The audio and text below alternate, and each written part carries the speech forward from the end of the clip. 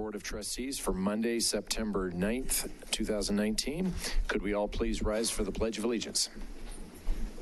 I pledge allegiance to the flag of the United States of America and to the republic for which it stands, one nation, under God, indivisible, with liberty and justice for all.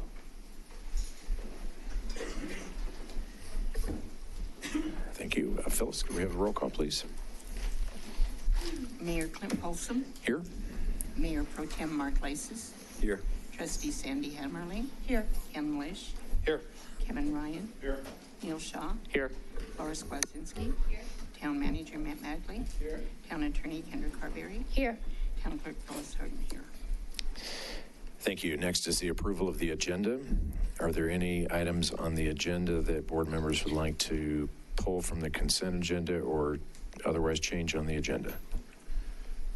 Just maybe a point of clarification. We are, if I understand correctly, we do not have the full packet information to vote on the public hearing, even if we chose to vote on the public hearing. So this will, with a certainty, be continued to a date certain. Is that correct? That is correct. So for members, will that continuation to a date certain also include an opportunity for public comment? That's correct. And I'll go over these details as we enter the public hearing, but we'll have an opportunity for public comment tonight during the public hearing, but the public hearing will be continued to this date certain, which we are anticipating will be the next regular board meeting. And that will still be open for public comment at that time as well. And you can, even if you've commented tonight, you can still comment at the next meeting because we're going to talk about things in between that you might want to comment on. So we're going to have multiple opportunities tonight and the follow-up meeting for public comment. So I'll state this again as we get into the public hearing. But thanks. But no other. Yeah. Thank you. And okay. Just a clarification, when it comes to the resolution for SYLC, I think I need to abstain on the vote for my kid. So I'm just going to abstain for that one. Okay. I probably should too. I don't think I did last time, but all right. I'll entertain a motion to approve the agenda. So moved. Motion by Mayor Pro Tem Laces, second by Trustee Lish. All those in favor? All right, passes unanimous. All right, reports, questions, and issues. Who'd like to start? Ken?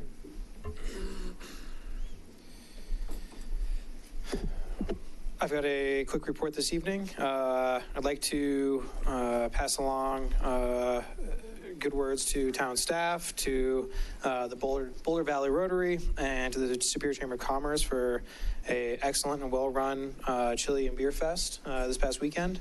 The conditions were great, and I know lots of people there having a great time. I have not heard a single negative word about it thus far from any residents, so well done. Additionally, I did attend a Rocky Flat Stewardship Council this morning, but I'll let Mayor Pro Tem Laces provide an update on that. Thanks, Ken. Laura? So first, I have a personal topic for the community. As many of you know, I was unable to attend the last town board meeting due to my annual commitment for volunteering for Experience Camps. Experience Camps is a nonprofit that provides free week-long sleepaway camps for children who've suffered the loss of a parent or sibling. This year, I was fortunate to spend a week in Michigan opening a brand new camp, and it was a really amazing week. There is not yet a camp in Colorado, so I wanted to make sure that all Superior residents are aware of the program and can help me share it with other grieving families so that those children can potentially attend some of the camps which are scattered around the country. You can visit www.experience.camp to learn more. Since I missed the last meeting, I will be reporting back through August 13th. I attended the Superior Historical Commission meeting on August 16th, and one thing we discussed is that the Historical Commission would like to invite all the trustees for a special visit to the museum. We'll be in touch probably in the next week with a doodle to identify a potential date, but right now we're looking at Saturday, October 4th, either before or after the regular museum hours. So expect that email soon. Last Friday, September 6th, I hosted First Fridays along with trustees Sandy Hemmerly, Kevin Ryan, and Neil Shaw. For those who missed it, I did post an overview recap at lauraforsuperior.com, but some of the topics we discussed include traffic calming in South Rock Creek, statistical analysis around the Land Rover building design, yard waste, Tesla, traffic at the Marshall-McCaslin intersection, CAPS's Zephyr and Triptych art installation, preservation of Tract H, bathrooms in parks, CenturyLink's 5G installation in Waterford, and pickleball. And finally, I want to join Ken in commending town staff. Fabulous job organizing Chili Fest this year. It was a great event. All right, thanks, Laura. Kevin? Nothing to report. We'll echo what Ken and Laura said about Chili Fest and Beer Fest, really a great event. I also didn't hear anything negative. The one comment that I did hear from a couple folks was, we've gotten really lucky with the weather over the last few years. It's been sunny and beautiful, and it was a bit windy, but it's not exactly chilly weather. And so I don't know who picks the date, if it's us or the Rotary, or exactly how it's picked. And I recall once about 7 or 8 years ago, or maybe it was longer, when it was raining sideways and it was awful. And so maybe that's why we moved it up a couple weeks, but just it's such a great event, but it's not exactly chilly weather. So if we looked maybe a week or two later, maybe it would make a difference. The resident that talked to me about it, I promised I'd bring it up, and don't know what other people's thoughts are about it, but the one comment I had on how we might improve it. Thank you.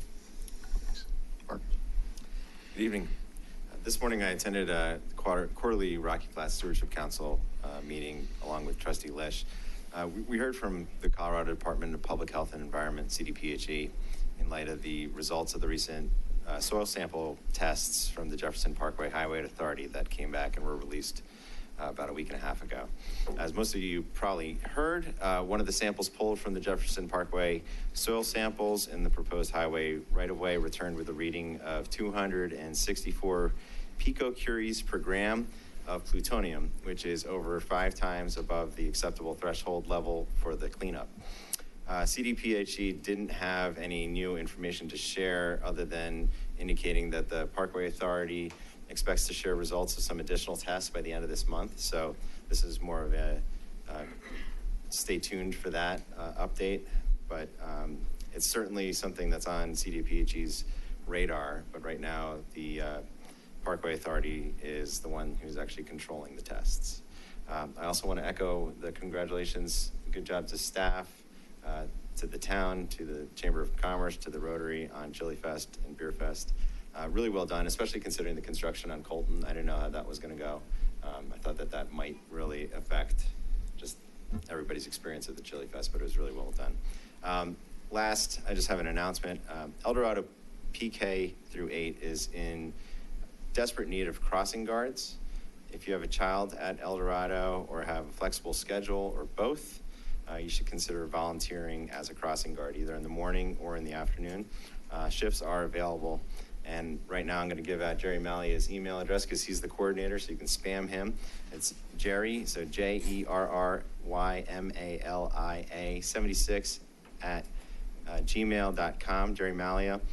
Or you can complete the volunteer form on the El Dorado PTO's website, which is eldoradopk8pto.membershiptoolkit.com. It's really important that we have crossing guards for all our kids to safely get to and from school. So thanks for considering volunteering your time. And that's all I have. Thank you. Thanks, Mark. Neil? No updates on my end other than to just echo what you've already heard up here for the Chili and Beer Fest. I thought they were exceptionally well done. Also, shout out to Boulder County Sheriff. I thought they did a great job. They were super relaxed, which is always good for these types of events. But otherwise, hats off to staff and everybody else for pulling off a great event. Thanks. Thanks, Neil. Sandy? Good evening, everyone. I attended the DRCOG work session on September 4th, where we received an update briefing on Fast Track's unfinished corridors, which for those of us who live in Boulder County, that's talking about that wonderful light rail train that is supposed to go to Longmont. Unfortunately, the news we received was not very good. It looks like the earliest we might ever see any movement on it, completion on it, would be 2037, but it's more likely 2050. Their board has really challenged RTD staff to come up with some alternative solutions. That's really the only stage they are in at this point, but unfortunately, our leg is the most expensive leg that needs to be completed. So it's not looking real promising for Boulder County to get that completed. As Laura mentioned, I hosted First Friday with her last Friday. One of the things that we had sort of an interesting discussion about, there were representatives there from volunteers from EcoCycle, and one of the things that they talked about was composting. And I know we still have some limitations on our ability to do composting here in the town of Superior because of our relationship. Our trash is most of our trash is handled through the Rock Creek HOA. But a couple of things that came up as ideas was, and this is hopefully something we can pass along to ACES, is folks have trouble getting leaves from their house to the leaf and yard area. And so one of the recommendations was that maybe ACES consider providing as part of their project those big old paper bags for yard waste. I guess the part of the dilemma is Lowe's will only provide them in the fall leaf season, but in the spring when you're trying to clean up stuff, they're not available. So anyway, that's just something, I think they did it once before. I actually have a direct response and update from ACES on that very topic. Perfect. This is something that came up at the last ACES meeting. ACES actually reached out to the Scouts, and the Girl Scouts are going to head up a effort. I believe it's mid-October is when they're going to do a collection, but ACES will pass out those bags, the Girl Scouts will as well. ACES was actually handing them out at Chili Fest. And the Girl Scouts will set up a sign-up page on a Google form. You sign up, pay a nominal fee, just like the Boy Scouts do with the Christmas trees, and they'll come around and pick up your leaves for you if you leave them on the side. So it's being well coordinated. Perfect. The other thing that was suggested, and this may solve our problem, is that particularly back on the East Coast where they have a lot more leaves than we do here, they actually will come around with a machine, and if you get your leaves out to the gutter, they'll suck them up. So if this doesn't work, maybe this is something that the town could look into in the future, or maybe on a couple of days in the fall, we could come around and suck up leaves for folks. So anyway, it was just something, I don't have to rake up leaves, but it seemed like a really viable discussion. I want to call attention again to residents that work has started on the new trailhead at Shanshan, which is up between Town Hall and the Key Bank building.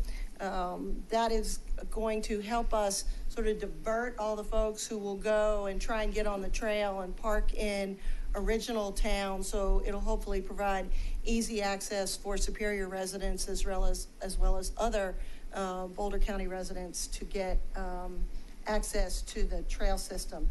I also want to reiterate the really, really fabulous job that town staff in particular did this weekend for Chili Fest. They were a little short-handed this year, and I absolutely did not see them miss a stitch. Everything just went really, really well, and I had just lots of compliments from folks who said it gets better and better every year. So, and then the final thing is I want to call the community's attention to the budget review meetings, which will take place next Monday from 1 to 7. They are open to the public to come and listen to us talk about how we're going to spend your money next year. So we really would like to hear from you on whether you think we're doing the right thing. And that is all I have to report today. Thank you. Thanks, Sandy. Good evening, everyone. I will be the final board member to echo the good wishes about Chili Fest. I think our entire board was there, so it was great turnout from the board. That was our 19th Chili Fest, if you can believe it or not, and looking forward to the 20th next year. Staff and Chamber of Commerce, Boulder Valley Rotary Club all did a great job. I think the decision to move the stage from the booth area over to the Beer Fest area was a great one, and spread people out a little bit more, so good. Always good improvements there. As Sandy mentioned, our budget meeting is next Monday. We typically do not have a public comment segment in the budget meetings, and encourage people to, certainly welcome to attend, but it's very long, and encourage people to send emails in advance if you've got particular questions or concerns. We'd be happy to address those.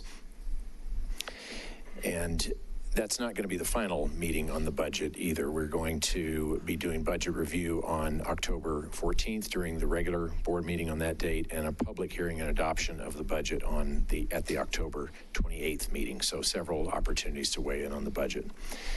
Next week, a couple of activities to be aware of. Chamber of Commerce is hosting a block party on Thursday, September 19th at the right behind Town Hall here, adjacent to Grasso Park, 5 to 7:30 p.m.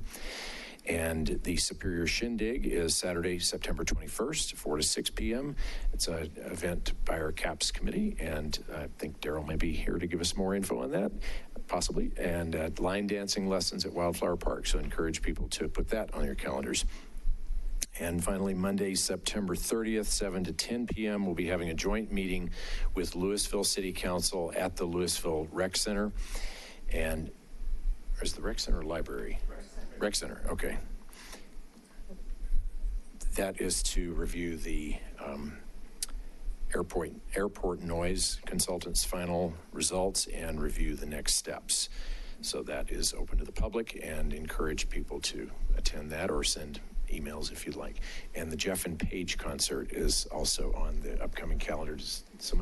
This Friday, so at 5:30, Wildflower Park. Thank you. I think that covers all of our upcoming events.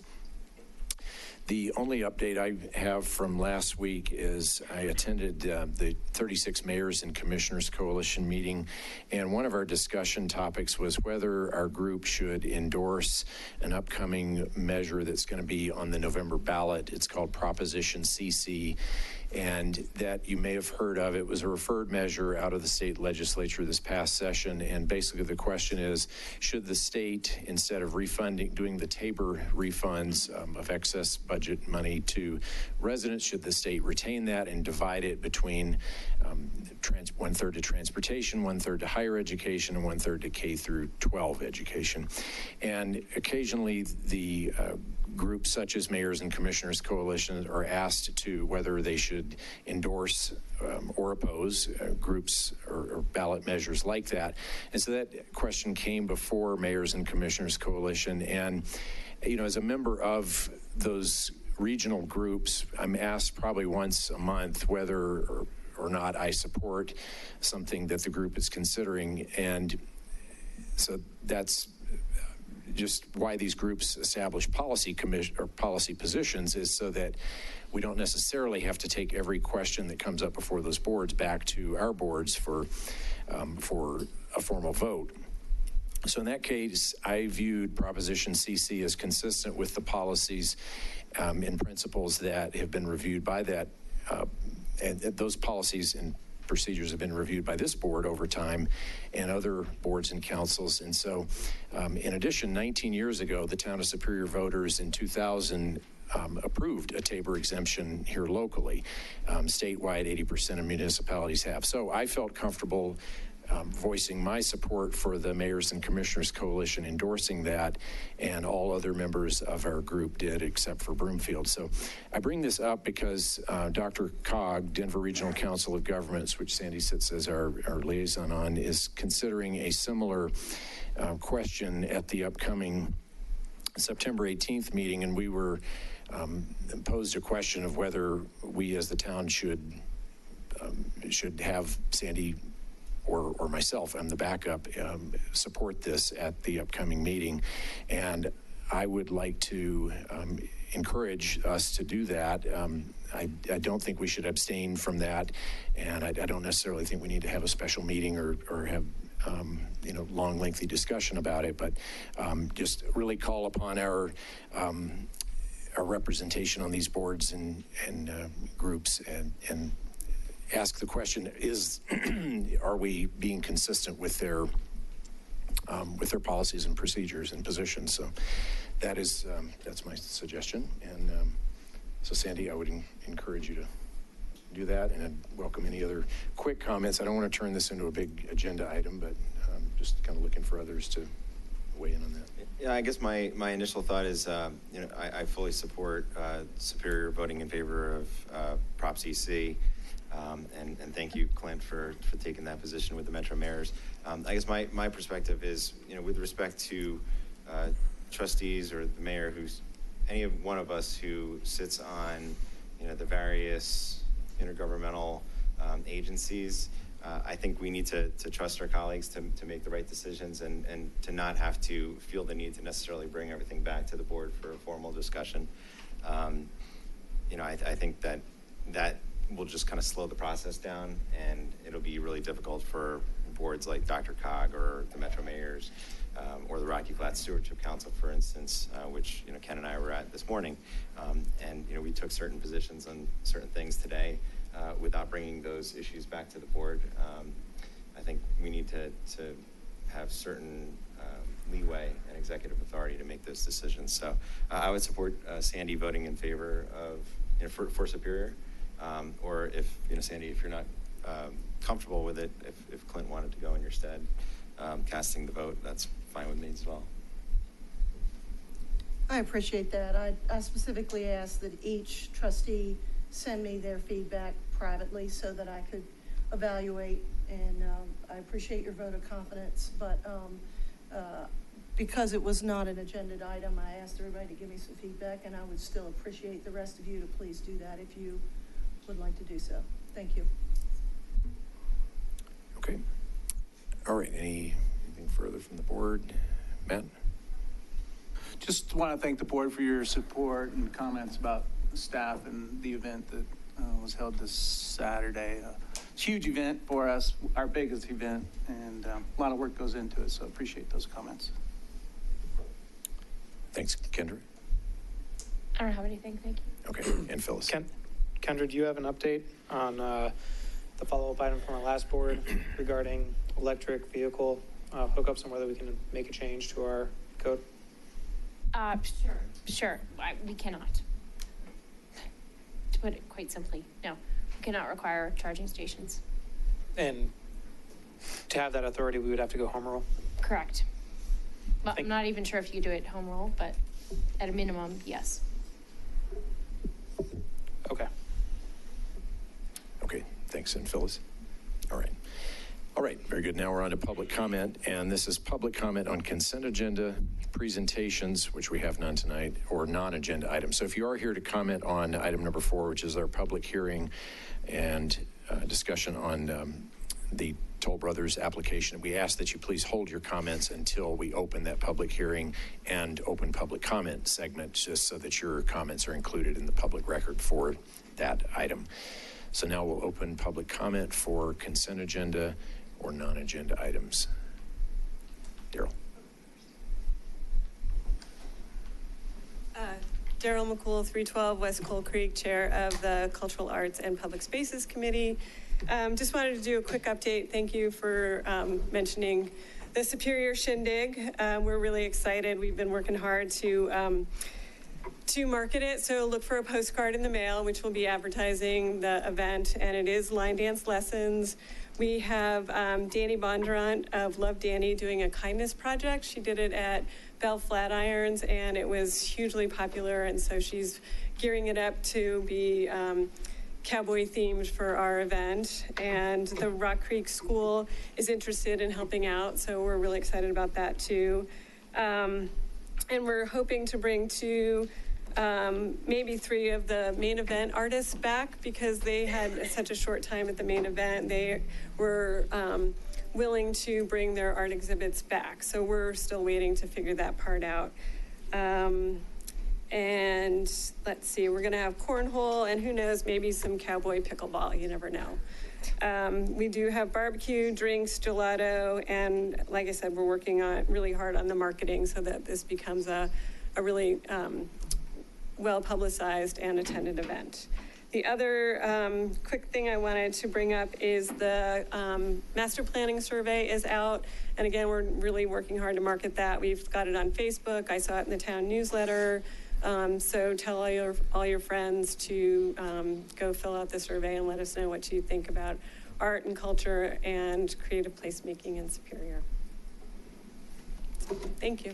Daryl, will Happy City be on site for the engagement? They will. Okay. Yes. Any other questions? I'm happy to. All right, thank you. Thank you.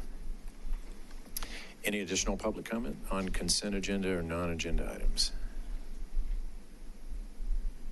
Okay, seeing none, we'll move along to the consent agenda.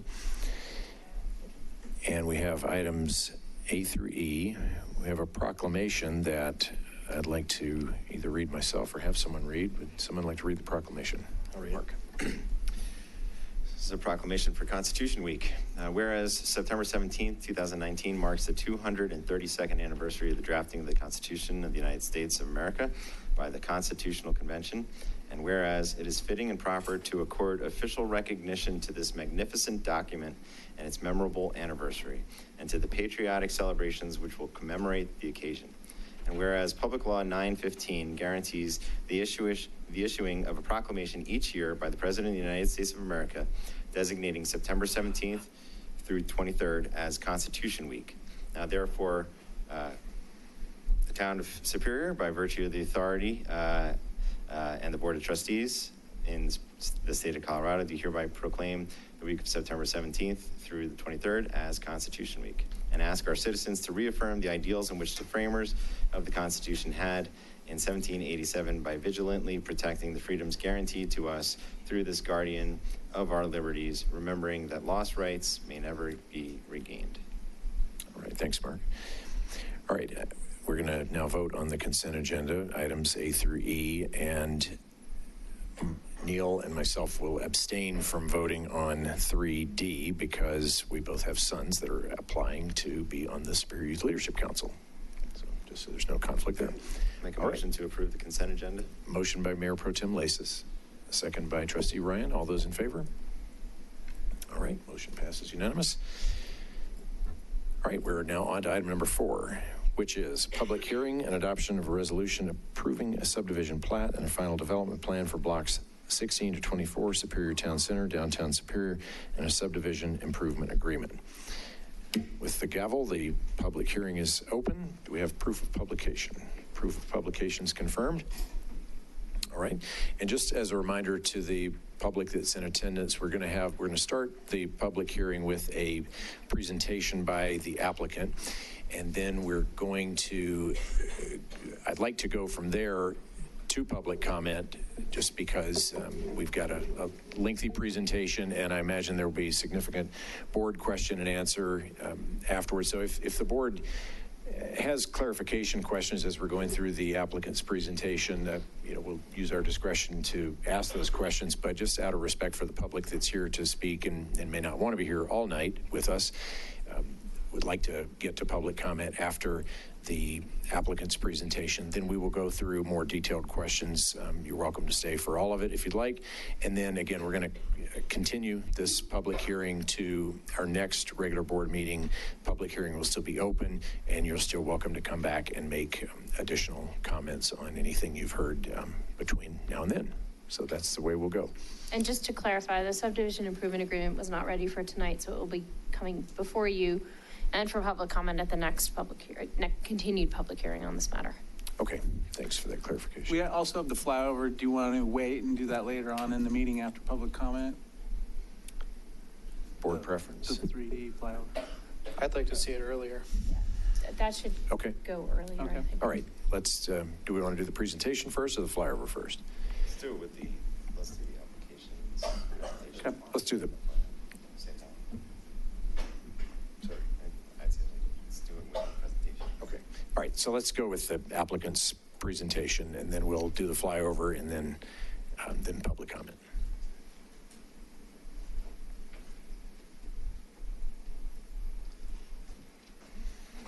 Good evening, Honorable Mayor and Trustees. Great to be here and great to see you as always. We've got a really important night ahead of us, and I'm happy to finally be here. Let me just quickly, I'm going to walk through just a quick introduction and some of the history on this subject, and then Toll Brothers will give the detailed presentation on their actual design, and then obviously we're all here to answer any questions. So I've been working with Toll Brothers since 2017, a little over 2 years ago. We first introduced them to the site, I think in February,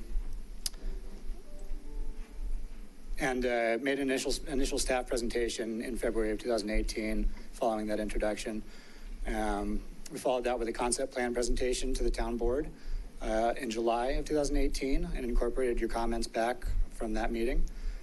Submitted the formal FDP January of this year, and then I've been working with staff since then for the last 8 months, incorporating comments. I think we've gone through 3 to 4 revisions, some of which have been relatively major, and Toll's been a great partner, continually updating and changing their plan to answer comments from the public and from town board and from staff. So I think it's been a really positive process that's ended in a good plan.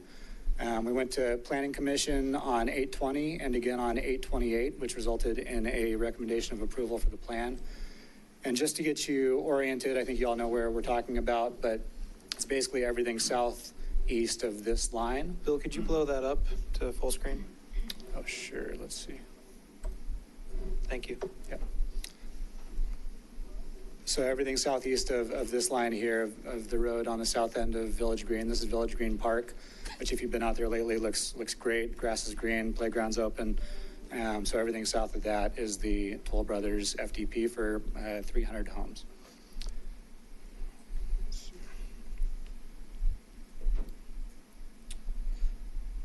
So through the process over the last 2 years, as I said, Toll Brothers has made some significant changes to their plan in response to comments from all the stakeholders, which has resulted in the plan you'll see tonight and creates an attractive, safe, and welcoming neighborhood at the south end of downtown Superior, consistent with the PD. It has, I think, really attractive architecture and also open public spaces, including public green spaces, including some small parklets. It does provide a new type of residential product, which you'll see tonight, this side yard, really, really attractive indoor-outdoor product that I think brings a new option to residents of downtown Superior and is exciting to see. And is also lower in density than any of the product that we have existing approved in the more northern part toward the core. So the biggest thing I want to point out, and this is probably the most important thing just to keep in mind, and we've talked about this before, but all the infrastructure and the public parks in downtown Superior are funded by the collection of future property taxes via the tax increment financing. This project, just the Toll Brothers project alone, will result in the construction of 300 homes, totaling approximately $190 million worth of real estate value. That results in about $2 million of annual tax revenue collected by SURA and the metro districts, which in turn results in about $25 million worth of bond proceeds that we can raise as soon as the end of this year, which means we can fund all of the remaining parks as soon as next year. And this project is obviously providing a very large chunk of that tax increment financing. So the sooner we can get this approved and get this underway and provide surety to those bond purchasers that this is going to happen, the sooner we'll be able to raise those public dollars and improve all of the parks and great public amenities that we have planned here. So with that, I'm going to let Toll Brothers take over. I did want to just, as a last note, to toot their horn for them. Toll Brothers is one of the, if not the best national home builder in the nation. We're very lucky to have them here. They do a really, really high-end, attractive product. And so I appreciate their work over the last 2 years and excited to welcome them to downtown Superior.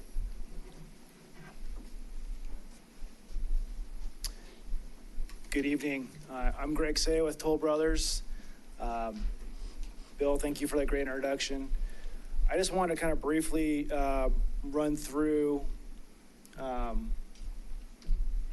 who Toll Brothers is. We haven't had an opportunity really to work in Superior in the past, and so I know we're going to be crammed for time today, so I'll make it quick, but I just want to kind of give a brief rundown of who Toll Brothers is, what we stand for, and what we do.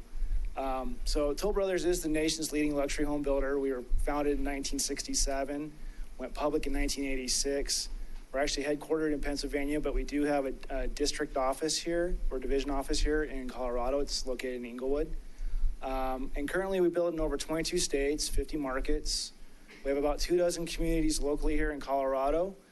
Most of those are active communities, but there are a few still under construction and entitlements, like Superior. And one thing I want to point out that's really important to us as a company is the accolades that we've received over the past several years. The one that I'm most proud of is the Fortune's Most Admired Companies. We've gotten that for 5 years in a row now, which really says a lot for the company and for the brand.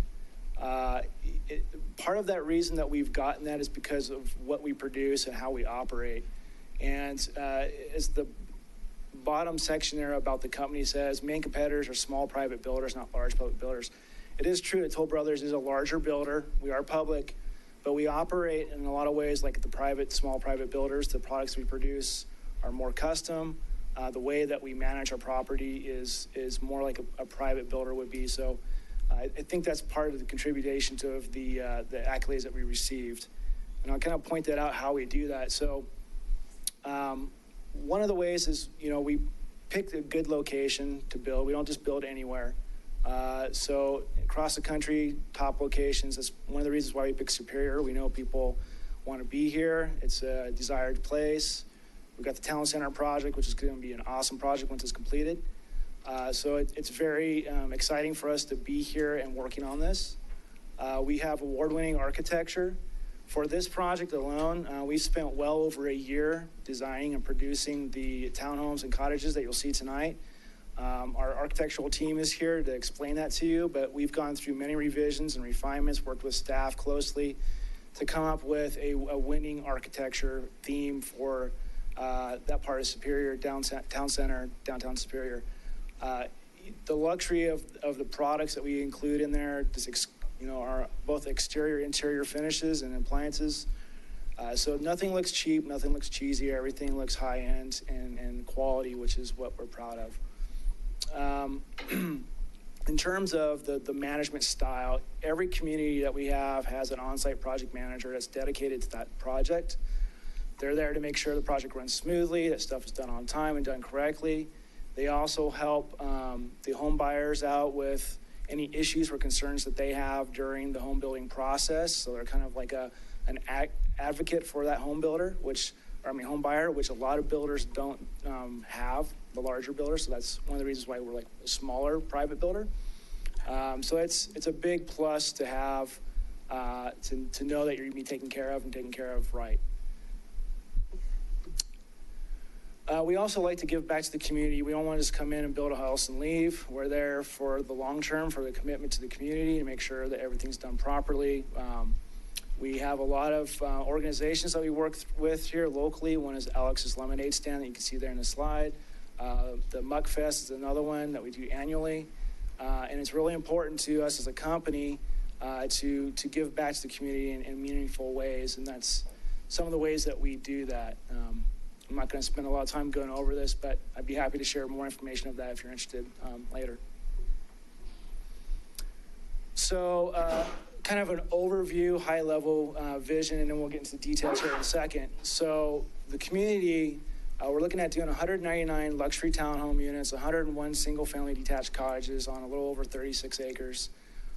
We have several premium lots, most of those front Tract H, which we're really excited about. I think they're going to be a wonderful addition to the downtown Superior area. We have over 7 acres of open space, and that includes anything from pocket parks and trail connections to paseos and green courts, which you'll see here on a slide shortly. It goes well above and beyond what the PD originally required for open space, so we're proud to have that. That was one of the things that was important to us, was to provide something that's a healthy, vibrant community, and you need open space and parks for that. So that's why we wanted to incorporate extra into our design. Also, we're doing local improvements to the roadways, Superior, Promenade, Discovery, Central Parkway, building the build up to the eventual overpass over US 36 into Louisville. So we're completing a lot of these improvements that will fit the final puzzle piece together for downtown Superior and make it a cohesive project. If we do get approval, we're looking at starting construction early 2020, and that would be starting with the grading work. That would be for phase 1. The project is split up into 4 phases, which we'll talk about here in a minute, but 2020 would be the construction for phase 1. With that, I'm going to hand over the detailed project description to Brennan here with DTJ. And I'd be happy to answer any questions after the presentation for you. Thank you. Hello, I'm Brennan Mayer. I work for DTJ Design. I'm a landscape architect and planner. Really excited to be here tonight. This is a great project. We've been a part of downtown Superior in other projects, and so we have a little bit of experience in this community, and we really think this one is definitely going to be a great addition. I also want to compliment town staff and their help in guiding us through this process has been invaluable. They've been really good at, helping us to form everything to make sure not only are we meeting the intent of the PD, but we're also helping to further the goals of Superior as a whole. So I won't dwell too much on the context, just to get everybody oriented. US 36 is to the north and east. Tract H in the Rock Creek community is to the south. And then our western boundary, like Bill mentioned, is Central Park Way. So the area that we are developing within is Planning Area 3 of the PD. As you can tell from this land use map, it's primarily residential. That's what all the yellow is. There are some other land uses, which I'll go through momentarily. So the focus area for FDP 8 is highlighted there in pink. Again, just to reiterate, Tract H to the south, 36 to the north and east, and Central Park Way to the west. So zoom in on the blocks in the PD and the land uses that they incorporate. So like I said, most of them are residential. I want to point out a couple of blocks. Block 16 is blue down here. It's a flex space that was optioned for school for the Boulder Valley School District. In 2017, they opted to not use that parcel. And so one of the options for that is also residential. So residential is allowed on that parcel now that Boulder Valley School District decided that they didn't require it for their needs. The other blocks that I want to draw your attention to are blocks 21 and 22 in the dark blue along 36. Those are flex uses with a open space or with a residential use exclusion, meaning that in the current form they were not allowed to be residential. However, there is a condition in the PD, condition O, that allows for them to be option to be residential if the alignment of Avenue C, shown here, and from here on forth called Promenade, if it's aligned to be further away from Tract H. And I'll go into that in some more detail. This is the same map, just black and white, because the remainder of the diagrams I'm going to show you don't show up well on that land use map. So Avenue C, the light blue solid line is where it was proposed in the PD. And as you can see, it goes directly adjacent to Tract H for a stretch. Condition O of the PD states that if it is moved over 250 feet away from the southern boundary of Tract H, that then those parcels, blocks 21 and 22 can be used for residential. So the proposed alignment, shown here in dark blue and dashed, that's where we placed it, which is well over the 250 feet away. So those two blocks can be used for residential. And then this also shows the connection to Rock Creek. The connection to Coal Creek was in the 2014 transportation plan, which shows Coal Creek connection going to downtown Superior as a collector. So we're just continuing what was contemplated there. A couple of major connections that I want to mention are the 36 regional trail corridor and the bike overpass. That is directly adjacent to the property there. And then also the connection that Bill mentioned with over 36 connecting downtown Superior to Louisville. So this, our proposed plan has reserved the right-of-way to allow that connection to happen. On the property, there are two height zones dictated by the PD. North of the orange line, there is a 55-foot maximum height limit, and south of the orange line, there's a 32-foot height limit. Additionally, there's a view-sensitive area. This was established in the 1998 annexation of this land. What this diagram is showing is just where this affects this property. So I'm going to go into a little bit more detail here. This is a diagram from the 1998 annexation agreement showing the area that is affected by the view sensitivity area. And what that is it's a bulk plane that is projected from the southern boundary. And so only the area highlighted in yellow is affected by this. And how it's calculated is from any point along the southern boundary of Tract H, go up 10 feet, and then project basically at due north up 4 degrees. And so that gives you a plane that does undulate with the existing topography along Tract H, but generally speaking, it's a plane that goes up at 4 degrees, and it only affects the area highlighted in yellow. Another constraint on the site is a 25-foot setback along Tract H. That's a no-build zone, and we've respected that, and there's no eaves or any other appurtenances proposed in there as well. A couple of major things to understand about the site that affected not only the planning but phasing and design are the natural drainage. There's a ridge line that cuts basically from where the bridge is down to the south and west. Everything that is north of that ridge will drain to an existing detention pond near the cemetery. Everything that's south of that will drain to the southeast to where we're proposing a detention pond in what is now Tract H, but was contemplated in the PD as Tract G. Another thing that's on this slide that I want to draw your attention to is the existing irrigation easement that's shown in kind of a toned down dark blue. Cuts through the site. We have proposed to realign that, shown in the dashed light blue. This is important because the irrigation easement is basically also a no-build zone. You can't put any structures on it, and typically no trees as well.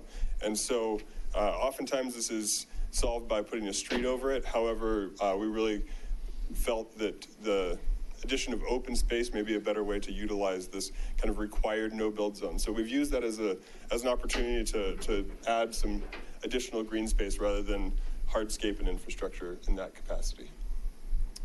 So on this site, there's several existing connections and future connections. First off, I want to talk about the cars. The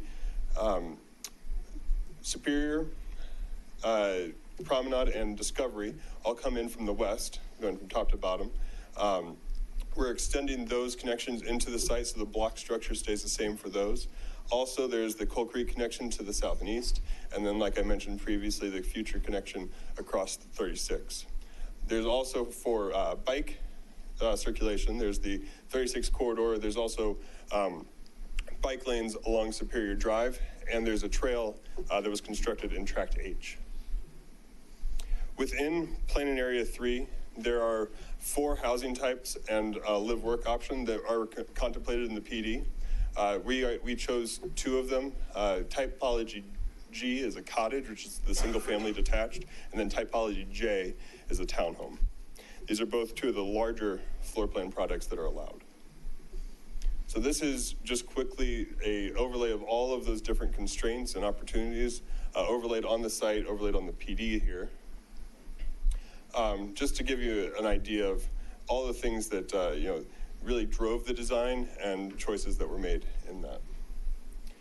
Last July, as Bill mentioned, we came to the town board with a concept plan, as you can see here on the left.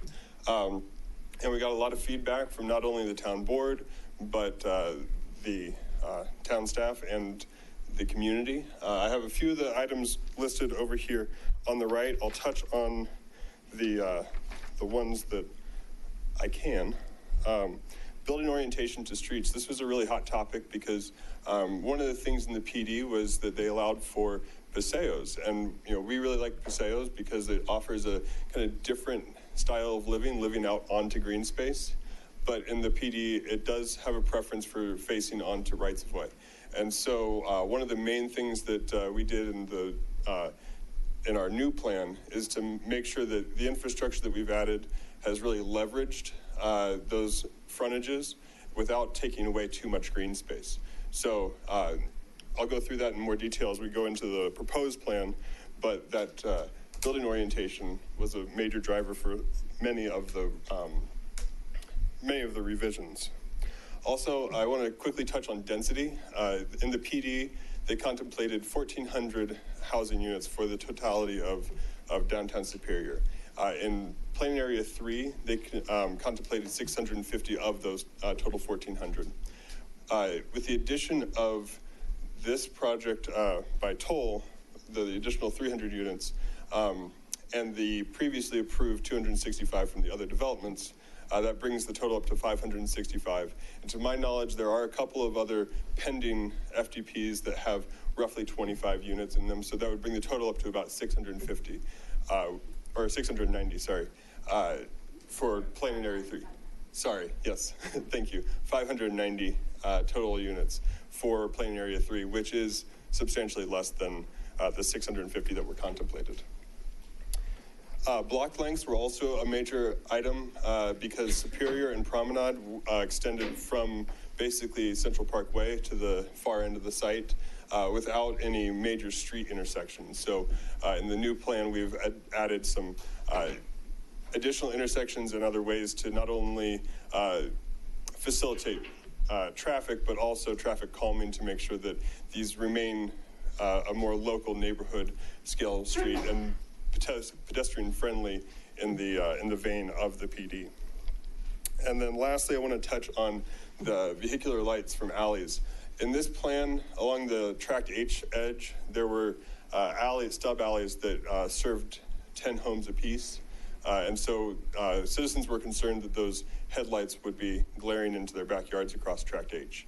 In the proposed plan, as we'll go over here shortly, we've not only eliminated those long stub alleys, but we're proposing some different ways to shield that condition. So this is an overlay of all those constraints like we just saw over the new plan. And this is our new plan. So as you can see to the west, across Central Park Way, those are the residential blocks as contemplated in the PD. Also Village Green, which is where Promenade stubs into, and then Central Park, which is to the north and kind of the northwest corner of this. So there's a lot of green space and parks up there. Also Tract H along the southern boundary, that's preserved natural area per the PD. Through this plan, we've drawn Discovery Way in through the bottom and intersected with Promenade and Superior here to help with that block length issue. So Superior comes across the top here and is one of the main roads through here, and then Promenade is the southern collector street that will connect to Coal Creek. As I mentioned with the building orientation, you can see that both Promenade and Superior have significant frontages of the cottages and the townhomes across the street here. And so we reoriented all of the cottage homes here so they're not siding to Promenade, but rather they're facing. So you're really going to get a nice street scene of all those homes along there. And lastly, I'd like to draw your attention to the connection that we've created between the Tract H trail all the way through the community up to the US 36 bikeway. And we think that open space network is really pivotal to making this a dynamic community. So in the street hierarchy diagram shown here, you can see, as I mentioned, Promenade and Superior Drive, so the main east-west connectors. There's alleys which are highlighted in orange, and those are all two-way alleys. So that should facilitate in circulation. In the northwest corner, we have Josephine that comes around here, and then this street here, labeled as Street 7, will be Autry Way. And then Alley 22, highlighted in the center here in this kind of gray-blue color, is a hybrid street concept that we came up with in consultation with the town staff because of concerns about block length.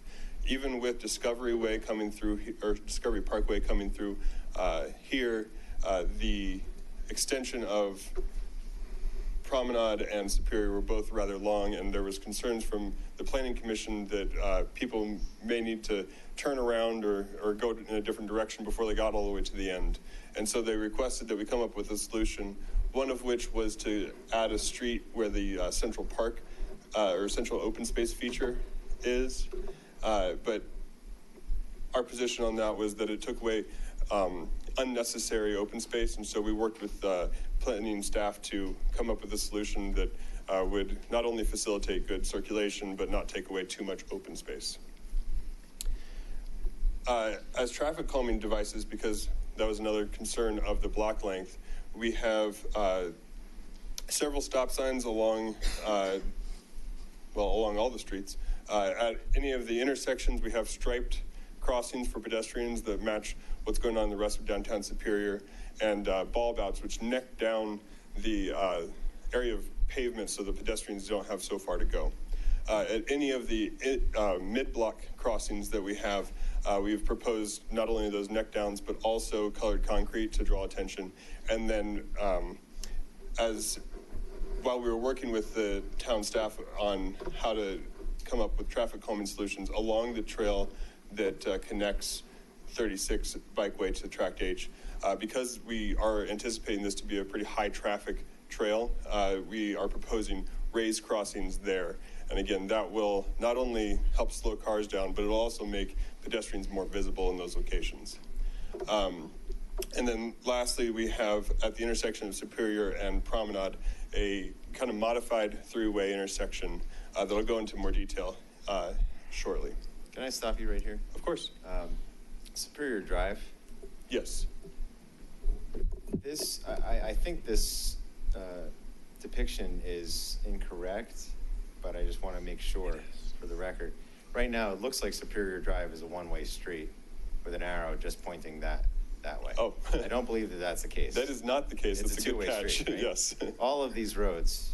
Yes, all the roads throughout the development are two-way. The only one-way streets that we have are really around in this area. Yeah, in that couplet around Village Green. Right, Yeah. so, okay. Everything in tolls is two-way.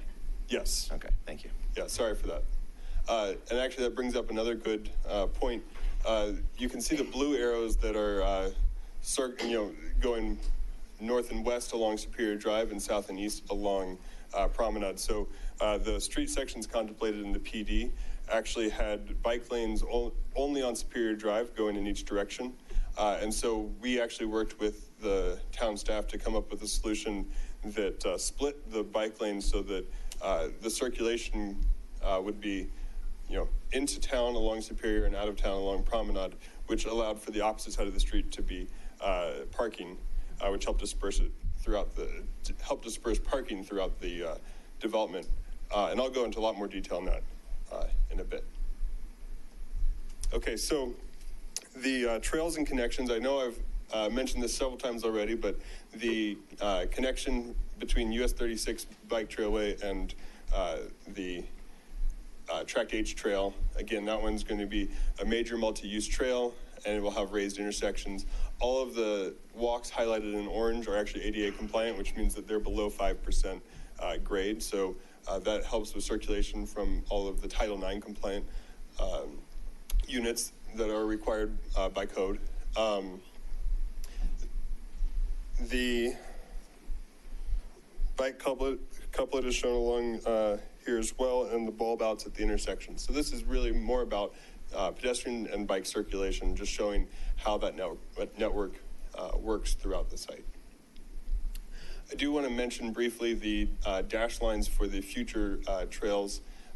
There is a trail continuation contemplated within CDOT right-of-way, and we've allowed for the necessary land within our property to facilitate that, and then also extension of the Tract H Trail to connect into the trail system within this property so that it can also connect to the US 36 Trail kind of in the southeast corner here.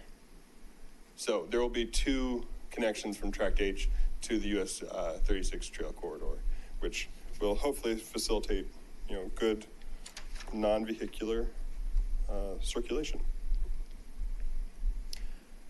So one of the concepts that was brought up during the Planning Commission was this central open space.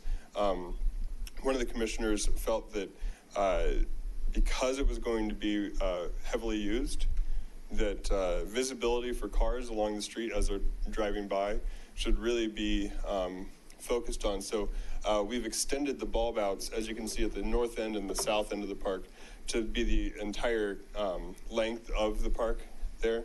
And so this will not only extend the area of kind of recreational space so that you don't have to be right up on parked cars, but by extending those bulb outs and eliminating parking in there, you're making sure that kids and cyclists can be seen from further distance by the approaching traffic. This is a view of that central green kind of vein going through the site. To the north, or to the top of the picture there is US 36 corridor, and then in the bottom left, that'd be tract H. Since you're on this slide, and actually it might be easier if you go back one, that central semicircle in the middle, that's the play features for children, correct? Yeah, that is, that's the main play feature, for lack of a better word, yes. And can you give a quick description of what that is? Sure, I'll go into more detail a little bit later. Okay, but, we can wait for that. Okay. Sorry. So, as I touched on earlier with Superior and Promenade, in Superior, as you can see below, this is what is contemplated in the PD. They have parking on both sides. In the proposed street section, there's a bike lane replacing one of those. Additionally, one of the comments during the Planning Commission was some of the community members were concerned that families and people who didn't feel comfortable riding on the street in the bike lane wouldn't necessarily have a way through the community. So we worked with town staff to come up with a solution by widening the walk on one side and taking a foot out of the bike lane in the landscape to allow for a wider off-street option. One thing that is universal throughout all of the proposed street sections is there's a request by Xcel Energy. They did not want their utility within the right-of-way. They were fine with it being in an outlot owned by the town, had something to do with liability. So all of the rights-of-way are narrower by 10 feet, 5 feet on each side to allow for those additional outlots for Xcel. So this is Discovery coming, as you can see in the diagram in the top right, where that is. Again, this is the only change here is really the outlot for Xcel. Same with these are the streets that are in the northern portion. Central Parkway, again, and this also is to help accommodate the bike couplet. And then Promenade, as I mentioned, we swapped out one of the, in this case, one of the bike lanes for a parking lane, and again, expanded the walk on one side to allow for greater circulation for families and people who do not feel comfortable in the bike lane. This is a view down Promenade to the east, and so you can see the bike lane, parking, and then the relationship of the cottage homes to the townhomes. Do you mind just being really specific around that? There's been a few questions, and you've said a few times you're going to come back to it. I think you're doing a nice job, but you said we don't have much time. For the record, you have as much time as you need. Okay. So you could take as much. You are very familiar with this. Our town staff is very familiar with this. We are relatively familiar. We have a lot of members from the community that are here. Sure. You could take as much time as you need to over-explain things. Let's go back to the slide, please, around the bike lanes. Regarding the street sections or regarding the circulation of the bike lanes? The street sections. Yes. The circulation of the bike lanes we're going to have questions on, but just for clarity, which I want to ask questions, but for this, I want to be very specific around how you narrowed the bike lane in the street by how much, and added, you've got one 5-foot walkway and another 7-foot walkway. Right, yeah, so in the initial concept of this, the bike lane was actually 7 feet to match the width of the parking lane. That was, in the PD, that's the width that they have for bike lanes, and it happens to be the same width as parking lanes. So we took 1 foot out of the bike lane and 1 foot out of the landscape, the tree lawn, if you will, and put those 2 feet into the walk to make it from a 5-foot walk to a 7-foot walk. So you've narrowed the bike lane from what was From 7 to 6. From what's in the PD? Yes. From 7 to 6? Yes. Which is still a fairly generous bike lane. Did we talk to a bike law requires us to have 3 feet between us and between a cyclist and a passing vehicle? Mm-hmm. Right, so I'm not sure that that's a generous bike lane, but since did we talk to any of the cycling advocates, anybody in the cycling community from Boulder or our town, or we just talked to town staff about this option? I did not speak with any cycling advocates. To my knowledge, it was with town staff. Okay, thanks. All right. So I touched on this in the circulation diagram.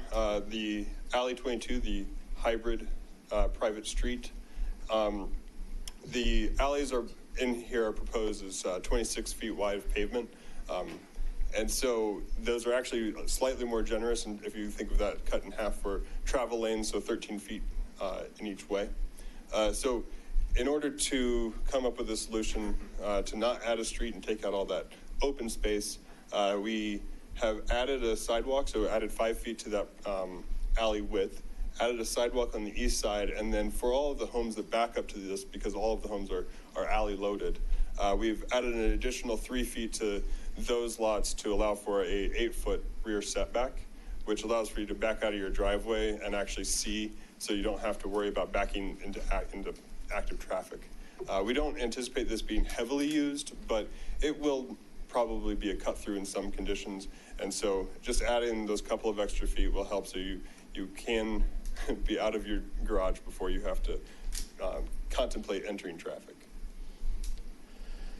Additionally, so the intersection at Promenade and Superior, this was,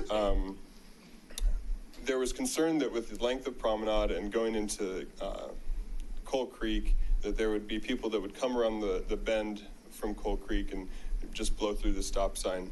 And so not only is it a 3-way stop, but we've also added medians and kind of an undulation in the traffic pattern, which causes people to notice it. Hopefully it causes them to stop as well and respect the traffic laws. But we've seen this be fairly successful on Cherryville, just south of Arapahoe and Boulder.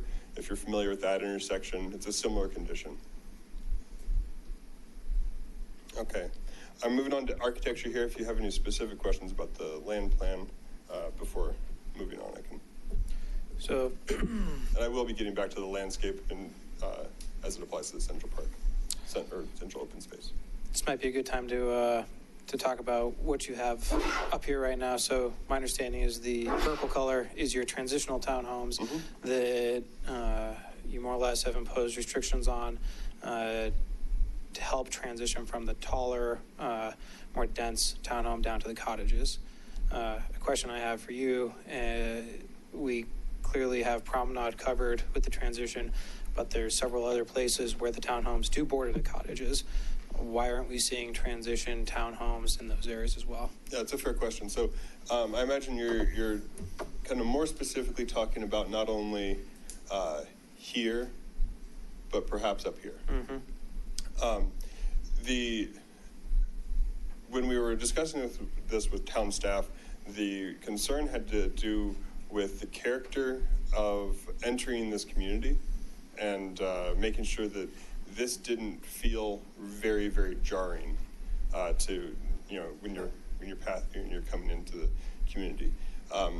Along here, there wasn't as much concern just due to the fact that these are a little bit more buried in the site. These are people that are going to be living there. It's a condition that they'll be used to. From an architectural standpoint, we didn't feel that that was that height difference was really that unsettling. It was very much it was driven as a way to provide not only a size transition, but also perhaps kind of a different aesthetic if somebody isn't really looking to live in a larger volume, which the townhouses would be. In a condition where they're backing up to each other, you're not really going to experience that height transition on a pedestrian or vehicular level for the public, and so that was also a reason that wasn't directly addressed. Greg, do you want to? Yeah, I think Brennan, you mentioned it just right now. So for the most part, the ones that are, there we go. For the ones right here, those are the rear of the units. The front of the units face the paseo, the open space. So there really was no transition there since it's in a rear alley. The ones up here in the top, these are all, these right here side to the street. So really you only have 4 units here at the very corner that actually front the cottages across. So that's the main reason why we stuck the transition area to the entry where Brandon was mentioning. If that helps answer your question. Okay. So to give everyone a little context who hasn't had the luxury of seeing this before, all of the red highlighted lots, those are the cottage units. All of the light blue are the townhouse units. And then these purple ones are the transition ones that we were just talking about. A lot of the location of this is driven by those height zones that I mentioned during the, when we were talking about the site constraints. So the cottage homes, the ones that were highlighted in red, this is one of the typologies that is allowed. It is a detached product. It tends to be on a smaller lot, kind of narrow and deep lot. And so the product that we are proposing has 5 different floor plans and 3 different elevation styles. So you can see up here in the top, the farmhouse, a prairie, and a craftsman style. Again, this is the largest floor plan product that's contemplated in the PD for planning area 3. So the lowest density kind of by default. And you can see the variety of color and material combinations as well. It was touched on briefly by Bill. He was talking about the using the side yards in these. So there's a requirement to have a 10-foot separation between buildings, so 5-foot setback from the property line in each condition. And so if we were just to put the houses down the middle and not address those sides, you'd really be wasting all that space. So there's a concept called a use benefit easement, where the architecture is designed in such a way that one side of the architecture, in this case, the left side, is designed to have passive uses. So think stairwells, storage, bathrooms, laundry, that sort of thing. And then the opposite side will be where all the living spaces are, the active spaces. So living room, kitchen, that sort of thing. By designing your floor plan that way, it actually would allow you to kind of have a side that would generally be a little bit more of a blank wall, and then have a side that you can really live out into. And so the use benefit easement takes advantage of the 5 feet that is on the passive side of your neighbor and allows you to use that for your kind of internal yard. And then you give your passive side to your neighbor, and so on and so forth. So what that allows is that each unit then gets functionally 10 feet plus whatever additional space they have in this notch cut out of the floor plan. So in some cases that's up to 20 feet. You can have a nice space, for grill, barbecue, outdoor living area. So rather than letting that area kind of go the way of the, just utilities, we've leveraged that to become something that's really useful and nice to live out onto. I'm gonna have a couple questions about that for you. Yep. I appreciate the summary that you had in the issues from the last time you came to see us last summer, and I was surprised not to see that addressed as an issue, as I think I talked about it pretty exhaustively. Do you see the use benefit easement as a variance request? I don't believe so. I don't believe we've been directed by town staff that it would be. And as far as I know, that's not a condition, but let me ask my team real quick and I can see if they have. Okay, we're going to see more of you over the next meeting or two, so you don't have to have every question answered. That's okay. Do you have other, so the illustration is quite nice, right?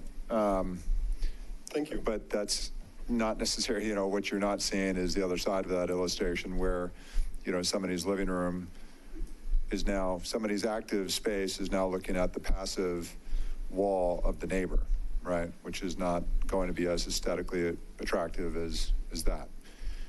If I may, that's kind of the purpose.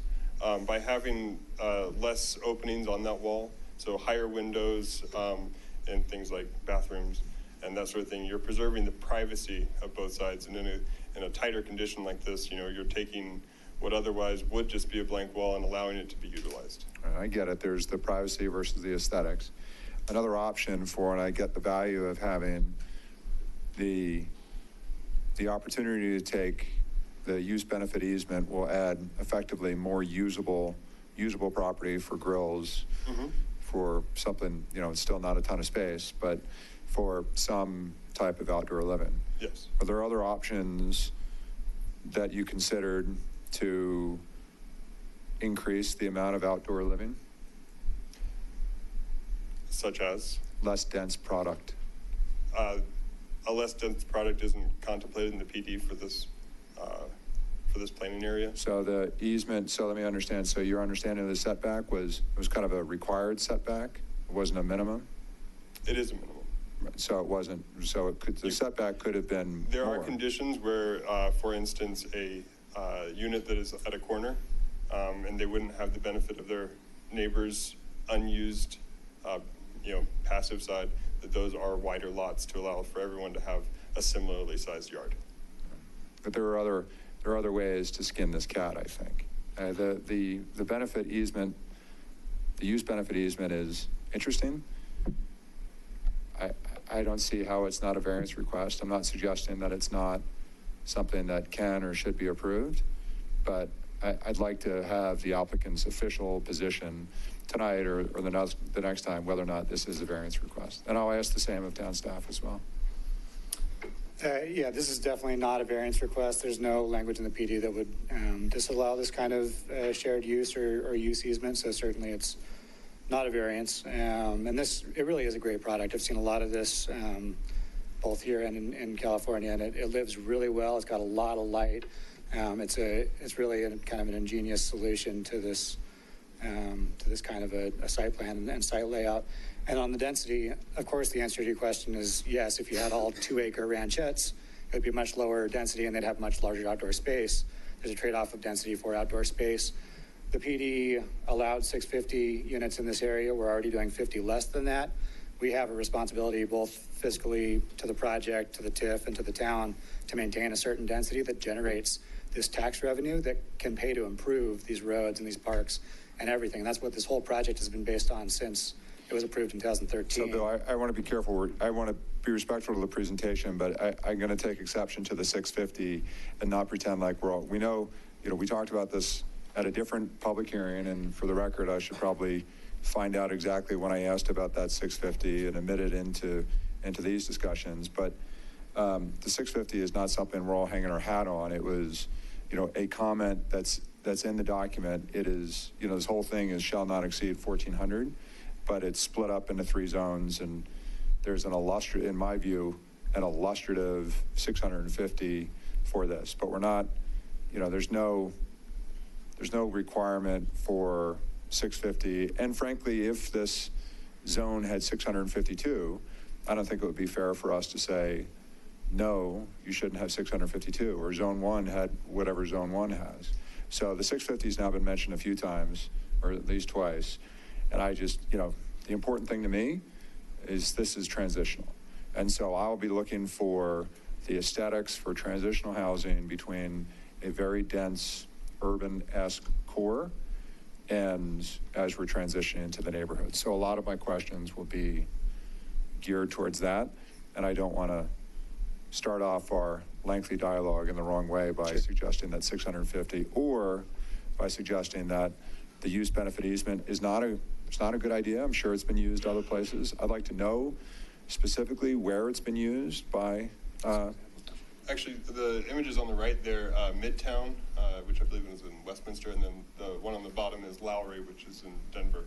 Okay. Those are both products that DTJ developed and they're built, and we'd be happy to show you. Take you down to those communities and show you how they live. Yeah, I just think that I'd like kind of the official so I'm hearing the official word from you guys. It's not a variance request. I'd like to hear the same from town staff, not tonight, but, town staff weighing in on that. Thanks. Of course. All right, so we've extensively looked at UBEs. So these are a couple of the floor plans. This is the Athmar, which is the smallest version. You can see kind of how the active space is located on the side that has the little courtyard cutout, and the passive uses like stairwells and the utilities and that sort of thing are located on the opposite side. So I guess I'll have another question. No? We're getting a little deep into These are questions that I feel, so I understand. I'm trying to ask questions that the public will better understand. We've obviously spent hours pouring through this application. I understand that, but let's get through as much of the presentation as we can. Maybe a clarifying question, but I mean, you're kind of getting into a lot of back and forth with them. Or 10. So in the homes that are oriented closest to the existing Rock Creek development. Along Tract H? Along Tract H. Sure. Is the active or the passive front of these cottages facing Tract H? The active side is facing Tract H. Okay. Thank you. Yep. This is the Daily, which is one of the kind of mid-sized versions. This shows it in the Prairie style, and then the Mayfair is actually the largest floor plan with the greatest square footage. It's a little bit over 2,800 square feet, and this shows in the Craftsman style. So to answer your question, the homes along Tract H actually all face Tract H, and subsequently the passive side oftentimes ends up along either Discovery or Alley 17, which is the one that goes just north of them, and that's what serves them. During the Planning Commission hearings and in conversation with town staff, there was a request to enhance these passive sides because they are going to be on a more visible frontage. And so what we have illustrated here are what the enhanced side elevations would be for those passive elevations, larger window packages, but still appropriate for the style. So you can see on the Prairie style in the bottom right-hand corner, we still have some more of those horizontal kind of inflections to the style, versus on the Craftsman, larger windows are more appropriate. And so in the locations where we were able to work with the floor plan, not just putting windows to have windows, but to have it so it actually reflects usable space indoors. These are the solutions that we've come up with. I believe it's 9 of the 15 models, because if you have 5 floor plans with 3 different styles, 15 different styles altogether. 9 of the 15 actually, we were able to achieve bump outs and different articulation along the sides, in addition to material and window packages. There was concern from Planning Commission about, well, I believe the way they said it was that the farmhouse style is going to be really popular, and they don't want a whole neighborhood of just white farmhouses. And so one of the requests was to make sure that there were controls in place to make sure that the styles not only were well mixed, but also colors. And so up on the screen now, you can see no building model shall be repeated more than 2 adjacent lots. When the same model is used on adjacent lots or on lots immediately across the street, an alternative elevation style and color package will be provided. That's kind of the big one to make sure that that doesn't happen, but also no color package shall be repeated on adjacent lots or on lots immediately across the street, again, so that we don't just end up with everybody liking their farmhouse in white. And then a final condition, a minimum of 10% of each of the styles will be built. And this is really just to make sure that, if people don't tend to like the Prairie or the Craftsman or the farmhouse, that there still will be some product diversity, at least in the aesthetic. All right, so the VSA comes back up. Like I mentioned before, this is a plane that is kind of predetermined. It is based relative to the existing grade on the south boundary of Tract H, and so there are some undulations to it, but generally speaking, it's a plane that moves up at 4%. There are 2 lots that have an additional restriction beyond what's required in the PD. The PD, as you know, below Promenade, and for the most part, generally speaking, the southern side of Promenade is all 32 foot. And so here we have indicated all of the, these are maximum height of a building from existing grade to its highest point, which is not the way that the town measures the height of a building, but it is the best way to figure out whether or not it's compliant with the VSA. So this is the maximum distance from existing grade to the highest part of the building. So the lots in the corner, coincidentally, are the ones that have a greater restriction than what is required by the PD. So these indicate locations where the VSA is less restrictive than the VSA. And just to kind of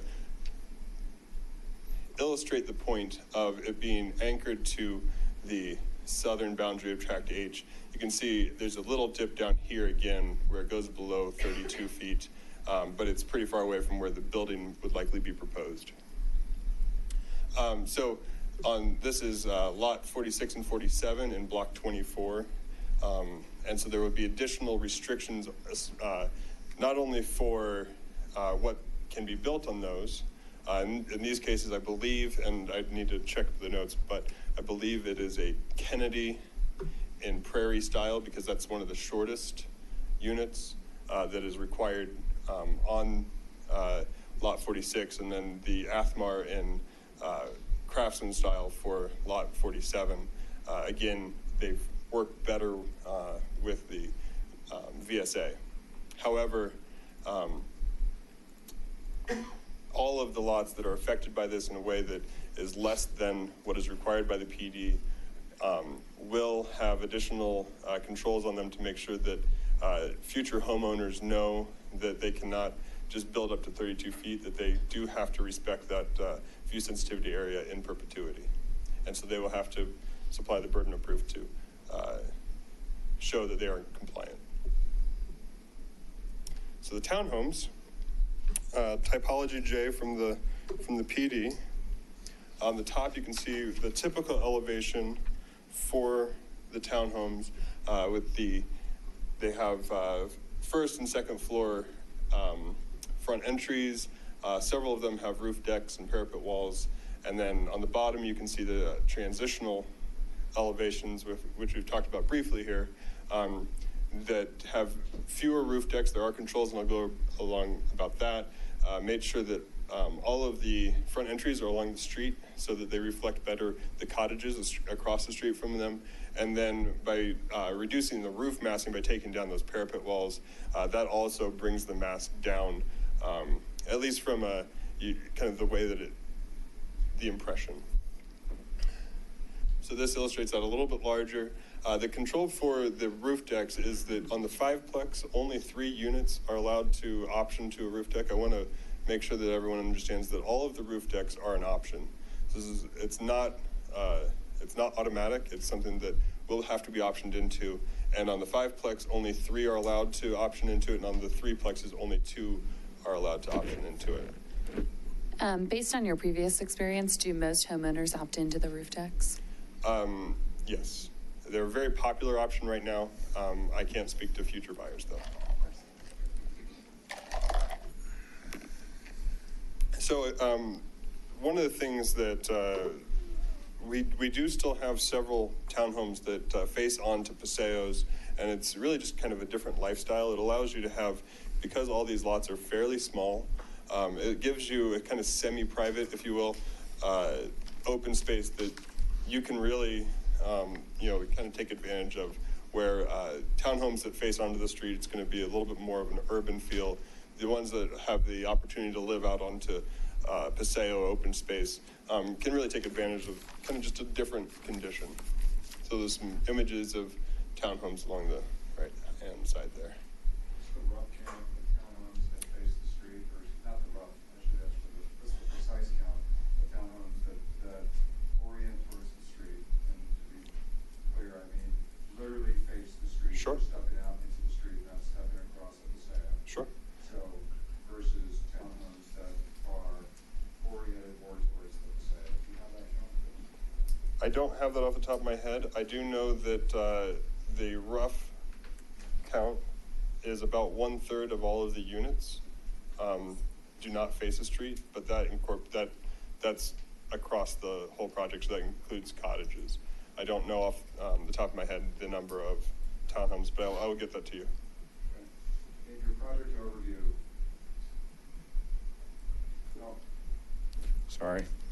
in your project overview, on the first page, summarized, it says the townhomes face the streets on all sides of each block. Mm-hmm. Pedestrian paseos provide connections to fronts. So is that, so they don't all face the street? About 1/3 of all product is not orient towards the street. No, so the wording of that statement is pretty important. Townhomes face all of the streets on the block. That doesn't mean that all townhomes face streets. Okay. So basically, we oriented to make sure that unless absolutely necessary, we don't just side townhomes to the street to take advantage of density in that regard. One of the concepts that we looked at for density purposes was basically making parallel rows of them, which meant that about half of the townhomes wouldn't face a street because they could face a paseo. And so. Okay, it's helpful. These are the typical townhomes. The way that these are constructed is there's, I believe it's 6 different floor plans, and then they can kind of be mixed and matched. And so there's the different combinations of these floor plans make up the different building composites. So there's 3 different 3-plexes, 2 different 4-plexes, and 4 different 5-plexes. And that just has to do with which units were combined to make those masses. So in these illustrations, you can see there's some second floor entries, different roof deck combinations. Some of them are covered, some of them are not, to give a little bit of variety to the street scene, as well as bump outs, different color packages, and that sort of thing.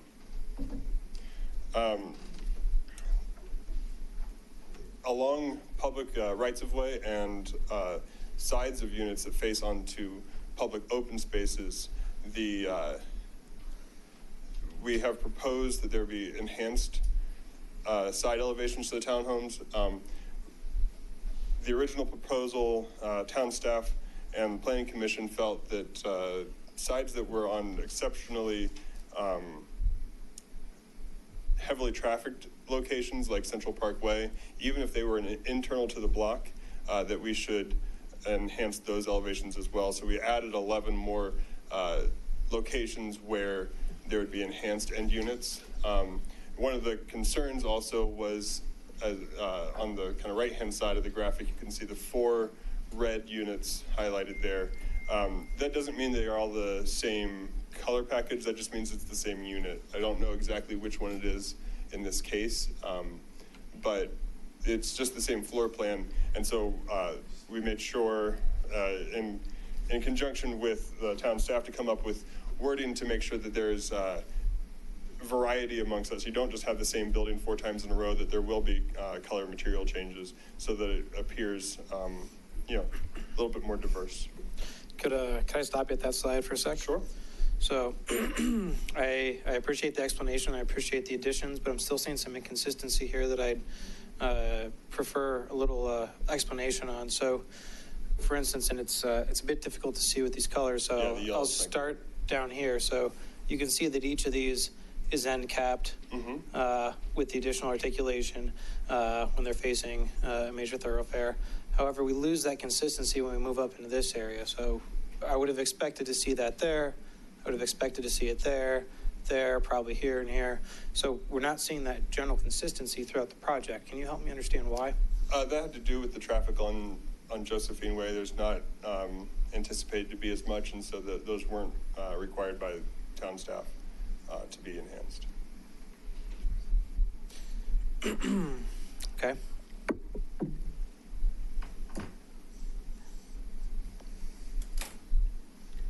So these are the enhanced end units. This is fairly consistent, if not exceeding, a lot of what's already in downtown Superior.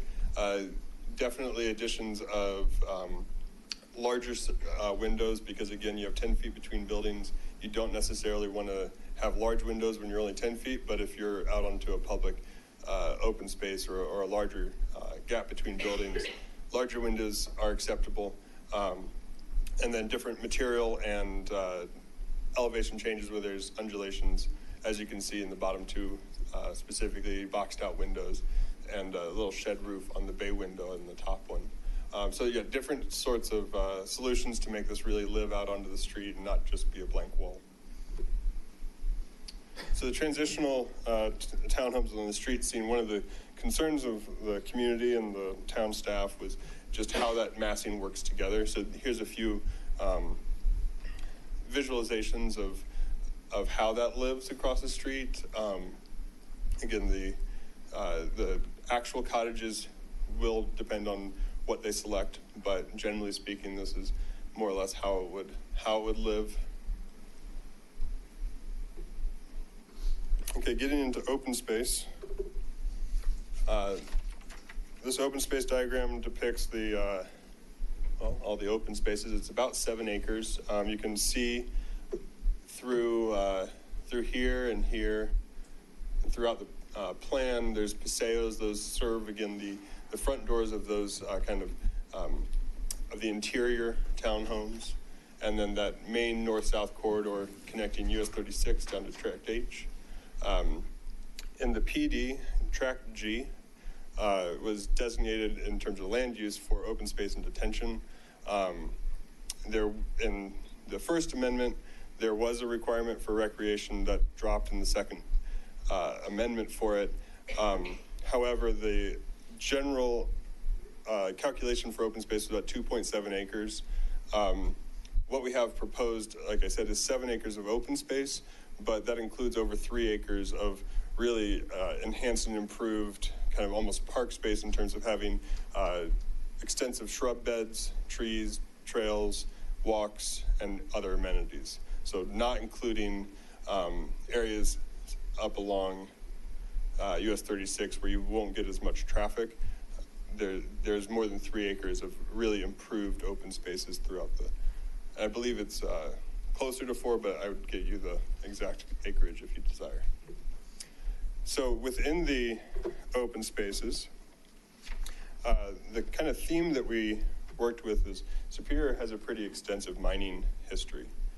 So by using some relics and kind of things that remind us of that, we use this as inspiration for it. So in the bottom left, you can see the coal vein, and so using that kind of texture on a retaining wall or other concrete vertical surface, using railroad tracks, and then the stones for the nature play adventure elements. So to go back to your question, we did hear concerns about parks versus playgrounds and that sort of thing. Nobody really wants to have a giant fiberglass thing in their front yard. And there are 2 parks between Village Green and Central Park that are very close to the site. So this is something that is expressed in a little bit more of an artistic manner. Kids will climb on just about anything. And so this is something that is supposed to kind of serve not only recreation for kids, but also be an asset in terms of being aesthetically something that might be interesting to see and remind the community of kind of its roots. So, okay, go ahead. Well, ask a question. This is a great slide for it. So what's the size of those boulders in there? They're big. I don't know off the top of my head what that is. Typically we use something that, it'll depend on what we get on the site and then what we need to bring in. Mm-hmm. You tend to have something that's large enough to climb on, but not so large that falling off it will hurt you. So you've got about 300 units within what you're proposing here, all of which could be attractive to families. And to make sure I'm understanding, the only play feature within what you're proposing is this area with potentially various size boulders that kids could play on? There are other features in all the paseos, but nothing that you would describe as a playground. Describe those features. Well, I got to get my other notes. That's not part of my presentation, but I can get back to you on that. Okay, and I looked, I couldn't necessarily find it throughout the hundreds of pages that I read leading up to this either, so Sure. It's a concern of mine, and I would appreciate a firm answer when we come back. No, of course. So this is an example of the paseo where the townhomes are facing onto it. This paseo is where the US 36 bike corridor connects into the site. Originally, there was not this separation between this walk in front of these units and the trail corridor. During our Planning Commission hearings, there was concern that people would be biking through this because it connects to a regional corridor and that they might be going too quickly for people coming out of their front door. To make sure that everyone knows here that there is a setback from the lot line back, so no one's front door opens directly out onto the sidewalk. There is kind of a rest zone in there. But in response to their concerns, we widened the path altogether, making sure there was a 5-foot separate path that's colored concrete next to a 9-foot trail as opposed to just one 10-foot regional trail connection. So we added an additional 4 feet of depth to that and made a visual delineation for trail users versus people that are trying to access the fronts of their yards. In this rendering, you can see that colored concrete path highlighted. It would actually match the colored concrete that we were proposing for the crosswalks, the mid-block crosswalks. So it'd be something in more of a red tone. And then this depicts the connection down from Tract H up through the cottage lots in Block 24 up to that central open space. And you can see in this graphic that there are, that the crossings both across the alley and across Promenade are raised. And this is a depiction of what that might look like. One of the concerns, even though there's not a specific bike parking requirement, is that it wasn't well dispersed. And so in response to town staff and planning commission concerns, we've added additional bike parking within all of the paseos to serve those residents better. And this is where all of the amenities, whether it's seating or the boulders and other historic relics are throughout the site. Fencing was a fairly major topic. I'm just going to walk through this. The type 1 is used for the detention pond. That's consistent with what's being used at the sports stable detention area. The type 2 is generally for the cottage units. And so whether it is between units, connecting the units to make that yard private, or around the end of the units to make a private yard on a corner lot. Also in type 2, you can see the fence that has a lot more transparency to it. That would be for alley conditions at corners, because those conditions are much tighter, and we don't want to violate view triangles, which is to make sure that you don't not see a car coming.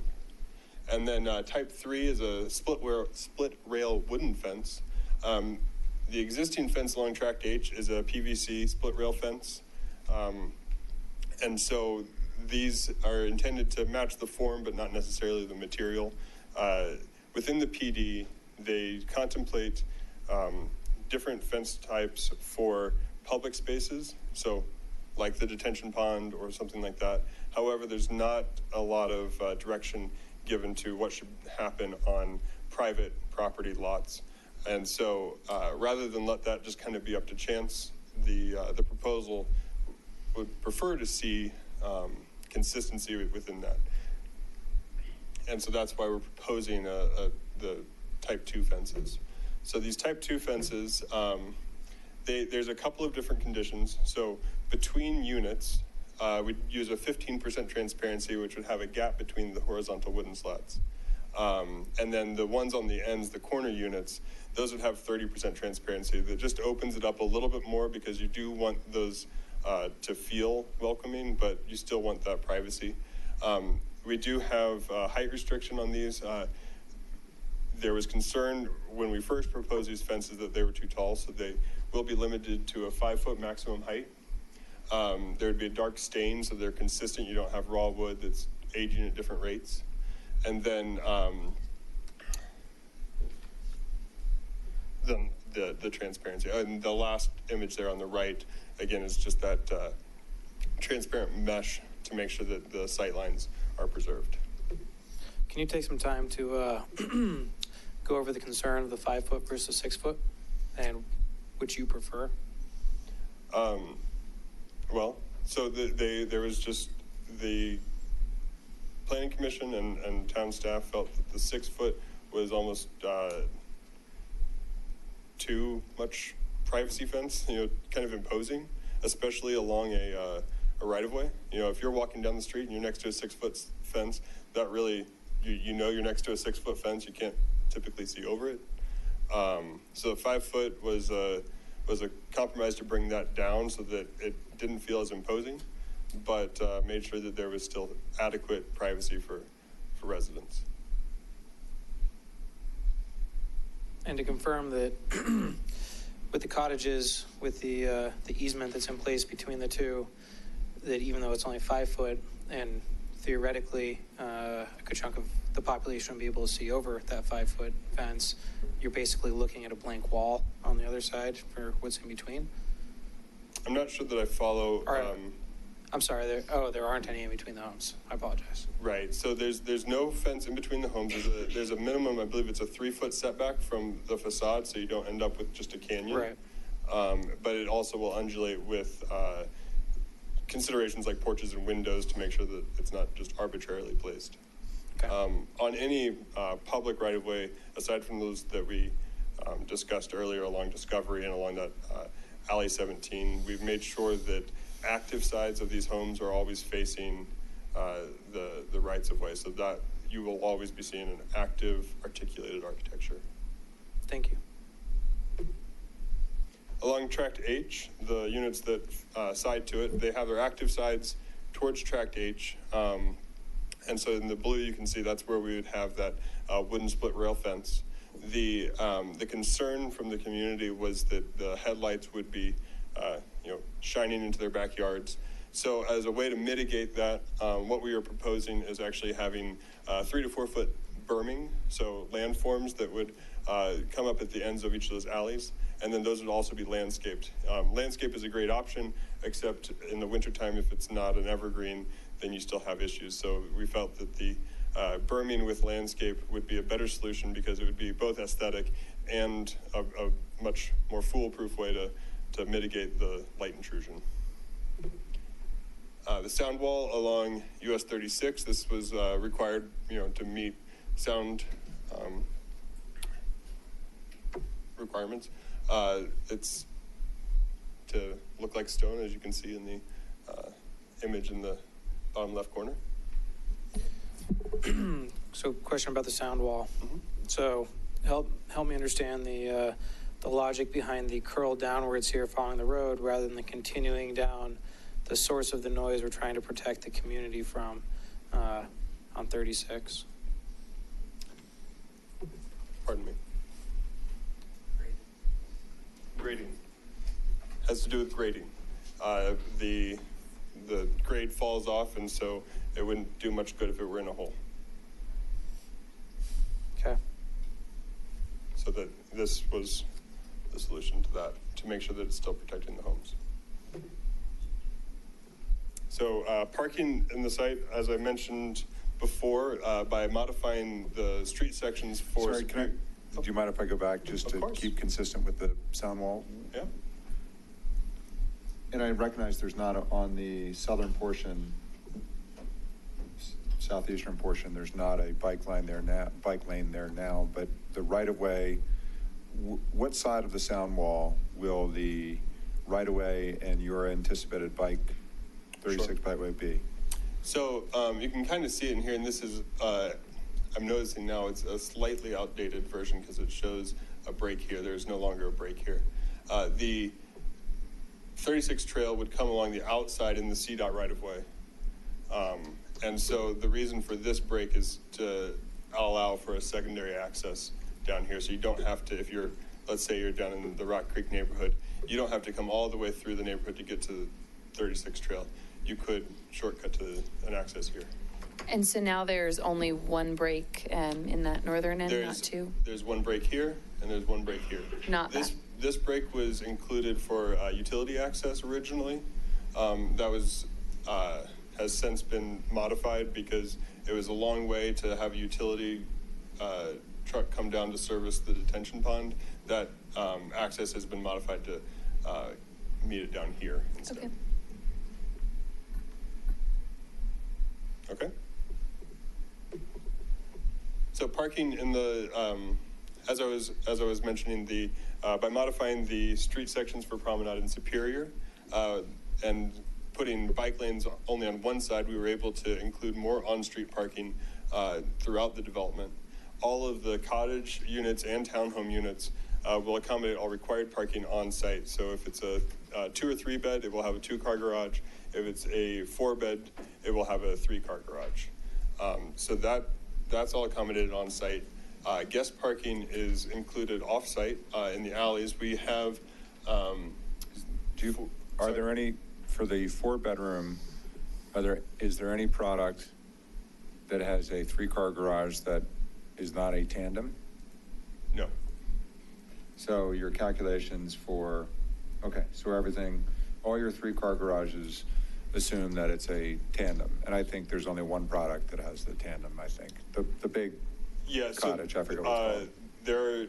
I believe the Mayfair has 4 bedrooms. I believe there's also a townhome, but I'd have to check with our architecture team to get you exactly which one. But yeah, okay. All of the 4-bedroom units have tandem 3-car. The required off-street parking for guest parking is only 30 spaces. We have 42, it looks like, off-street spaces, along with 6 ADA compliant spaces that we worked with the town. There was a concern that while we were meeting the minimum initially with only 2 spaces, that it wasn't serving the entire community because there is a requirement for Title IX purposes. Title IX is a Colorado statute that requires accessibility for units. So we worked with the town to come up with locations to disperse those additional ADA parking spaces throughout the townhouse locations primarily. And the purple arrows kind of indicate how that accesses the rest of the ADA, accessible paths and walks throughout the community. So yeah, all the orange and green indicate the parking accommodated on site. The light blue are the off-site parking spaces. Dark blue are the ADA compliant spaces. And then the pink are all the on-street, which don't count towards any requirement. However, we have 170 some odd on-street parking spaces to serve this community as well. With the phasing, phase 1, as I mentioned, very early on, the grading in this site, everything that is basically to the left of that phase 1 line will drain to the west. Everything to the right will need to drain to the southeast, where a pond will need to be constructed. So phase 1, a lot of that had to do with making sure that we could accommodate the drainage requirements. So Superior, Promenade, and Discovery are all constructed. All that infrastructure is put in place with phase 1, as well as a portion of Central Park Way and Josephine Way. Phase 2 completes Superior and Promenade Drives and includes the detention basin down in the southeast corner, as well as a as well as townhomes and cottages units. Phase 3 is primarily the townhome units along US 36 with a couple of the cottage units in the eastern portion, and then phase 4 is that last missing tooth kind of in between what was built in phase 2 and phase 3. That completes that's the completion of the development there. So when you say construction starts, or assuming approval, construction would start early 2020, is that, are you indicating the things like the fixing the ponds and there's still some work that needs to be done, or are you suggesting that there would be vertical phase 1 building in early 2020? So as Greg mentioned, the start of construction in early 2020 would be starting overlot grading. So, yeah, grading would be the start. What's your estimate? Asking you to look at a crystal ball here. What would be your estimate of a phase 1 vertical? Greg, can you? It really depends on the weather that time of year, whenever we start work, but it's typically around 270 days to do the horizontal work, the infrastructure work. So after that was complete is when you would start your vertical work. And that would just be for phase 1. And then completion on the entire project, end to end? I believe we have 2024. Thank you. Follow-up question. I assume that you don't contemplate starting work on phase 2 until work on phase 1 is mostly complete? Correct, yeah. Phase 2 would follow the completion of phase 1. So again, to make sure I'm understanding, we're looking at the rights of way for both Promenade and Superior Drive as the first real vehicular access, and for that matter, pedestrian and bicycle access from the existing Rock Creek area. And depending on market conditions, we could still be looking at 2-3 years out before we're even connecting these neighborhoods. Yeah, so it'd be between 2020 when we start work to 2024, which is when we anticipate completing work. So somewhere in that time frame.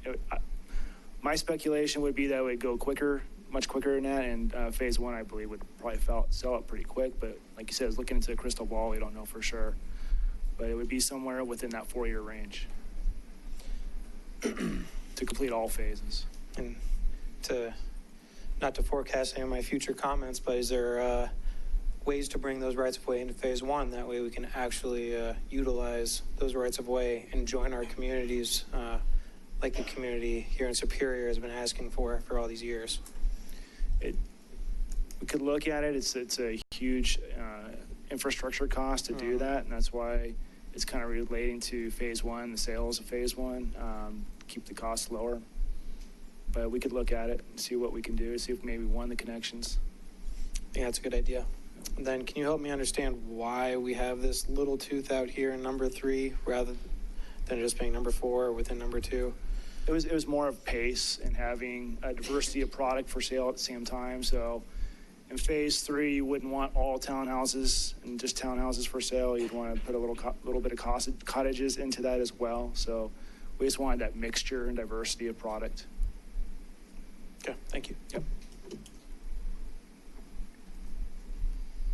So that's the end of my piece. I really appreciate your time. It's been very fruitful. We look forward to hearing your thoughts. Hey, Brandon, can I ask a clarifying question that you on the slide that's 50 back, slide 28? I held it to the end. If you could jump to 28, it's really the street hierarchy, circulation, and the rationale for my question here also has to do with the phasing of the construction. And when you sit down to your blank slate of paper and you think about where you're going to put homes, do the location of the home schools factor into the street alignment for you? So the location of the home schools? Yeah. So for this neighborhood, do you know which school feeds, or for the homeowners here and the kids that'll potentially eventually live here, do you know which school they feed into? That's Monarch. Yeah. I know that. I don't know that they know. Oh, okay. You know. Okay. Yeah. I do not know. Okay. So here's the issue, because the school's on the other side of the highway. Mm-hmm. And as you think about how kids will get there, and this is both PK through high school, it's on the other side of the highway. I'm just curious about the phasing and the connection to the roads and how you're going to facilitate getting people flow out of this neighborhood and across the highway quickly. And just really, it was a simple question to see if that factored into your drawing. It doesn't sound like it did. No, it did not. Okay, thank you. With that being said, in the completion in 2024, there will be, if the connection to Coal Creek Drive, that will be a part of it.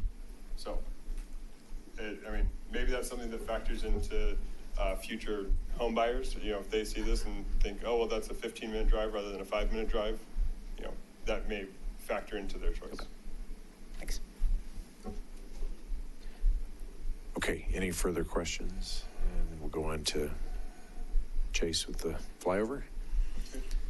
Thank you for your presentation. Thank you for your time.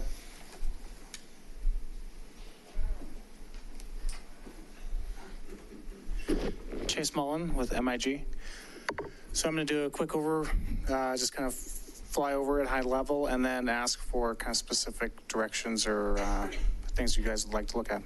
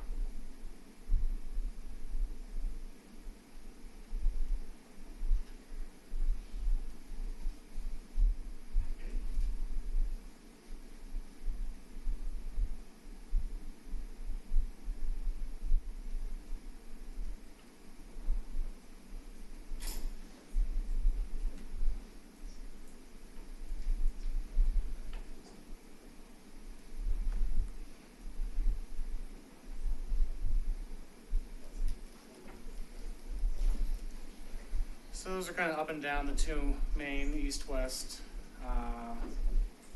connections. Is there anything specific that you guys like to see up on the ridge along Rock Creek? I have a question about Superior Drive East. Maybe this is a better question for Brendan to bring back up the slides, but is there no sidewalk on both sides of the street on Superior Drive East? There's sidewalk on both sides. Okay, because I think one of the cut cross sections of the street didn't show a sidewalk on Superior Drive East. There's a 7-foot sidewalk on one side and a 5-foot sidewalk on the other. Or on the, are you talking about where it bends down to go towards Promenade? Yeah. That cross section. I could find it. Yeah, we're indicating a sidewalk. But I can bring up that cross section again if you'd like. Yeah, when we're done with Chase. Okay. Chase Rob's going to want to see the VSA. What do you have, what time of year, what time of day are you at for light? Right now, oops, screen share. April 1st, middle of the day. Can you do, in the open space cut through, This one? a little later in the day for us, maybe around 4 p.m.?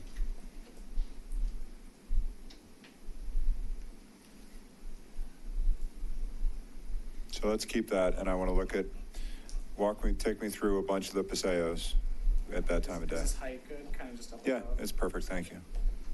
Let me hide that.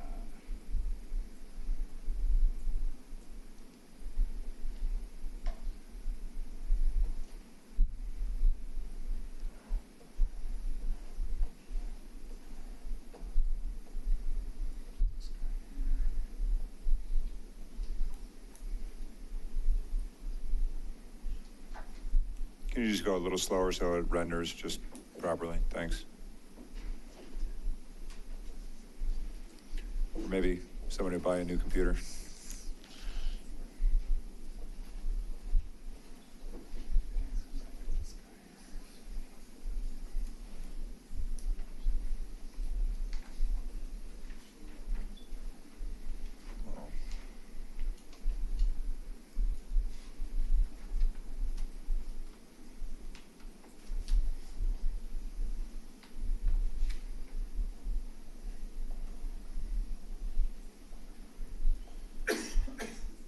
So can you go back and orient from South Coal Creek as you're entering the development?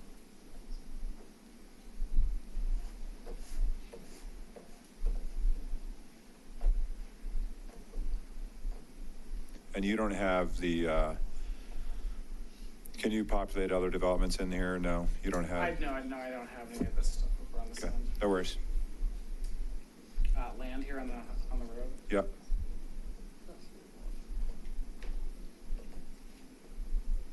So that's the, on the right, you're looking at that retaining wall. Okay. Sound wall. Sound wall, thanks. Correct.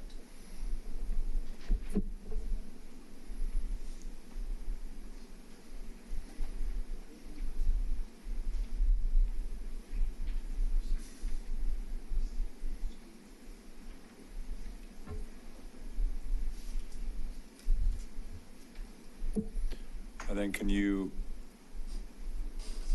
enter into one of the, right.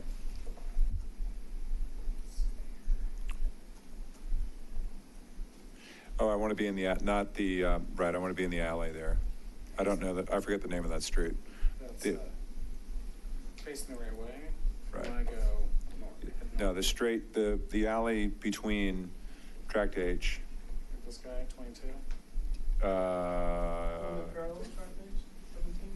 Westward Lane. Yep, alley 17. That's what I want. Thank you.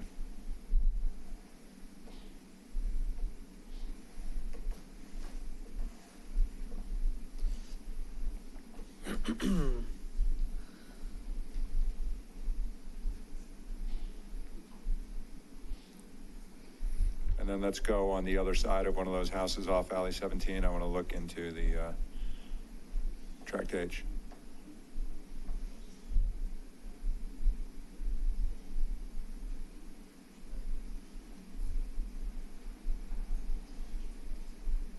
It's perfect. Keep doing that.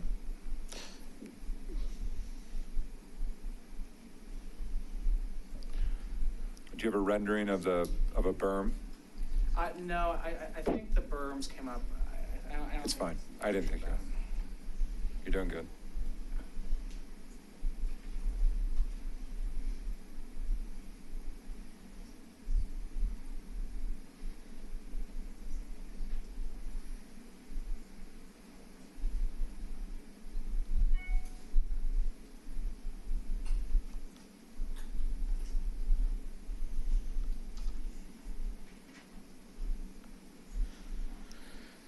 Okay.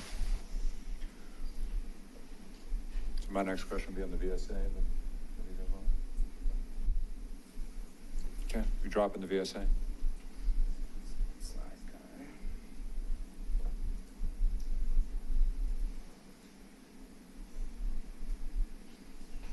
So these are lots 46 and 7 here. So those are the ones that are the tightest. Can you get right, stop, can you do me a favor? Sorry, I don't mean to be the only guy driving this thing. Can you go back to the exact plane on the VSA, right on the corner? No, go back to right where you just dropped a little too low for me. Drop right there. And I don't just want to look at the VSA, I want to also look to the right of the VSA. Bring me to the exact level of the VSA, please. Okay, perfect. Now rotate. Other way too.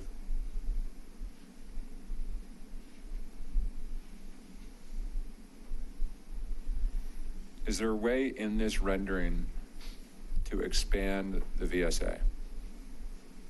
Okay, thank you. I can make a horizontal line that kind of covers the entirety of it. Sure. So we can take this flat plane and move it around. But that's not. Yeah, it's not going to move at 4 degrees or whatever it is supposed to be. Okay.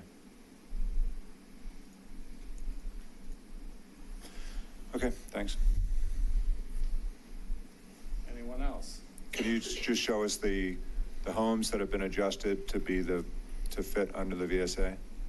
Yeah. Those 2 blocks or lots? Yeah, so specifically that's been 46 and 47 that we've had the most attention to date.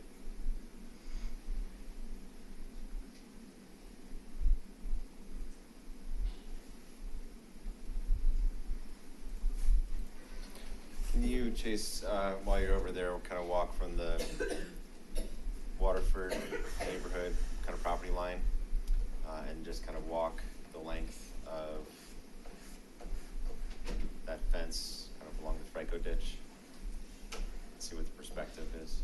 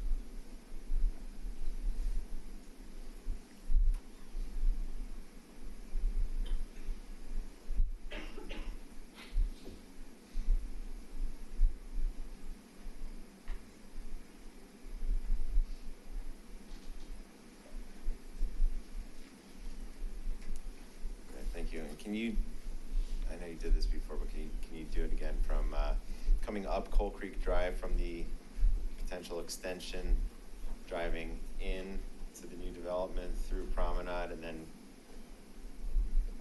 do a 180 and come back out?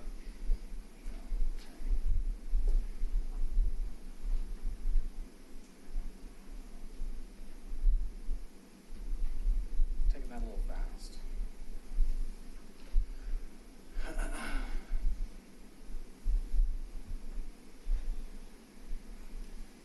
And then, sorry, take that around to where? You can just spin it around now. Go back. I just want to see the perspective of going out.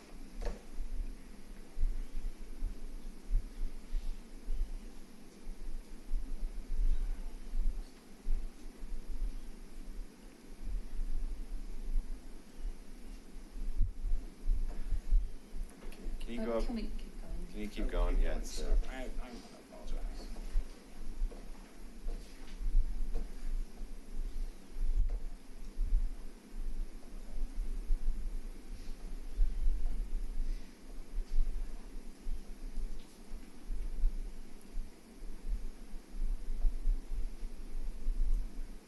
my last ask is, can you go along the US 36 bikeway, both towards Boulder and then towards Denver, and just get the bike perspective? On there.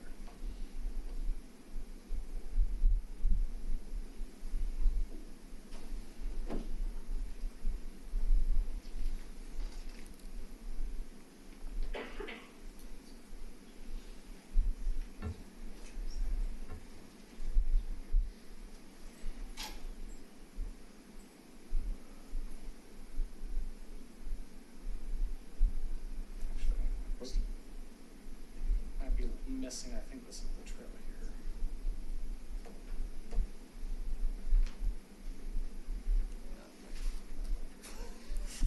You can see the grading on it.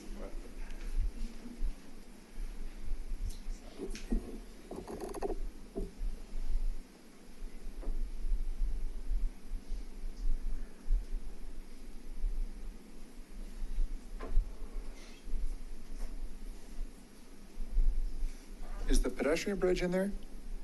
It's not, Okay. not the bridge.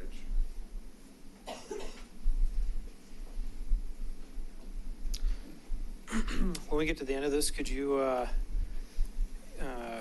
give us some view of the elevation of the sound wall that was discussed earlier and how there's a dip at the end of it on the east side? Help us see and understand that grade better. Yes, I think this is what was being discussed over here. Yeah. If you could now go down lower.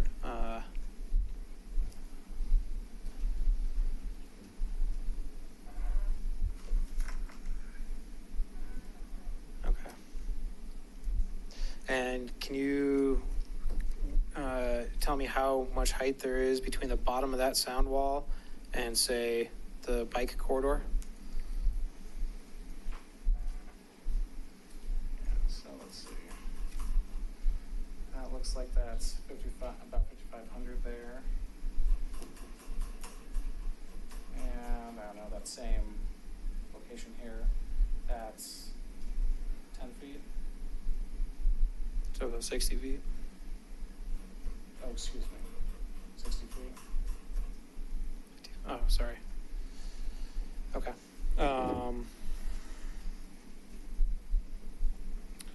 Could you fly us back over to where the transitional townhomes are on Promenade?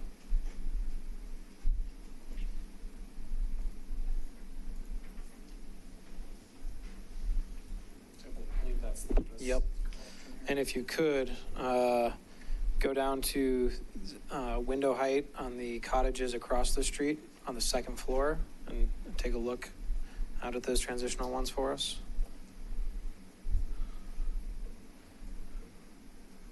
And then if we could, let's go to a road where we can, an area where we can see where non-transitional townhomes are across from cottages. So bearings again. I guess, yeah, here. Those are still transitionals. Not sure. Let's go over here. So right, those ones, these cottages.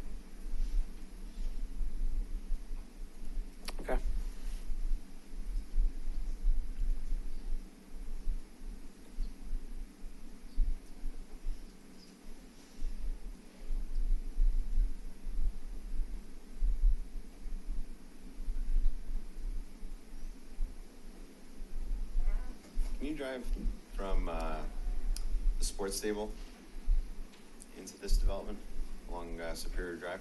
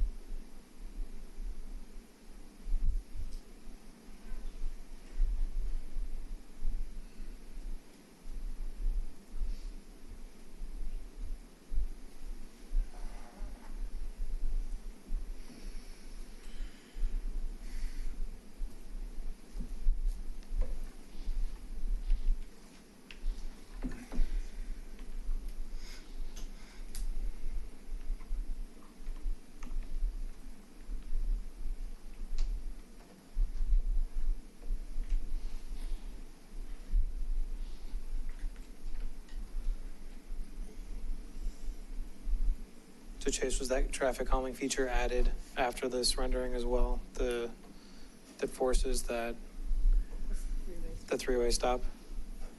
Yes, was added after this.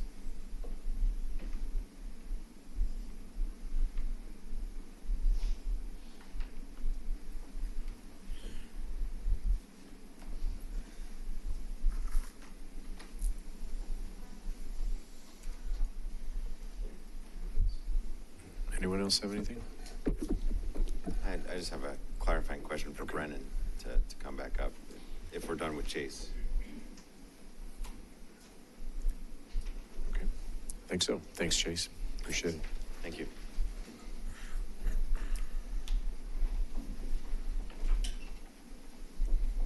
So my question, Brennan, is it's on 32 of 77 on the presentation, which is the proposed Superior Drive.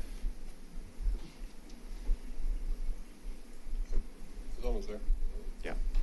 So if you look at the upper right portion, so I see an 8-foot landscape, a 10-foot travel lane, then a 10-foot travel lane, a 7-foot bike lane, then a 8-foot landscape lane, and then a 5-foot walkway on the right side.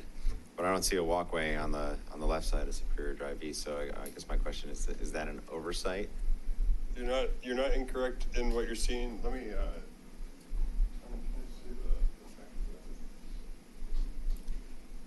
I'm not sure that what's shown here is accurate to what's depicted in the FDP. So I just want to get the. Yeah, it didn't look the same as what's in the FDP. So I just want to make sure we have sidewalks on both sides of the street here. I think that's part of Central Park. So for that street section, the FDP is correct, not this. This just has it cropped in too tightly. So there is a sidewalk on both sides of the eastern section of Superior Drive. That's my oversight. Okay, thank you. Yep. So before we do move into public comment, I think we probably have a fair number of people here that may want to discuss connections into Rock Creek. Could we have a quick synopsis of what we just saw in the packet as far as connecting to Coal Creek, and then in our packet we also saw an option that would move out towards the east, just furthering Promenade Drive, and just give a quick high-level overview of that to set the stage for public comment. Thanks, Ken. That's a good suggestion. Let me get you the correct person to answer those questions for you.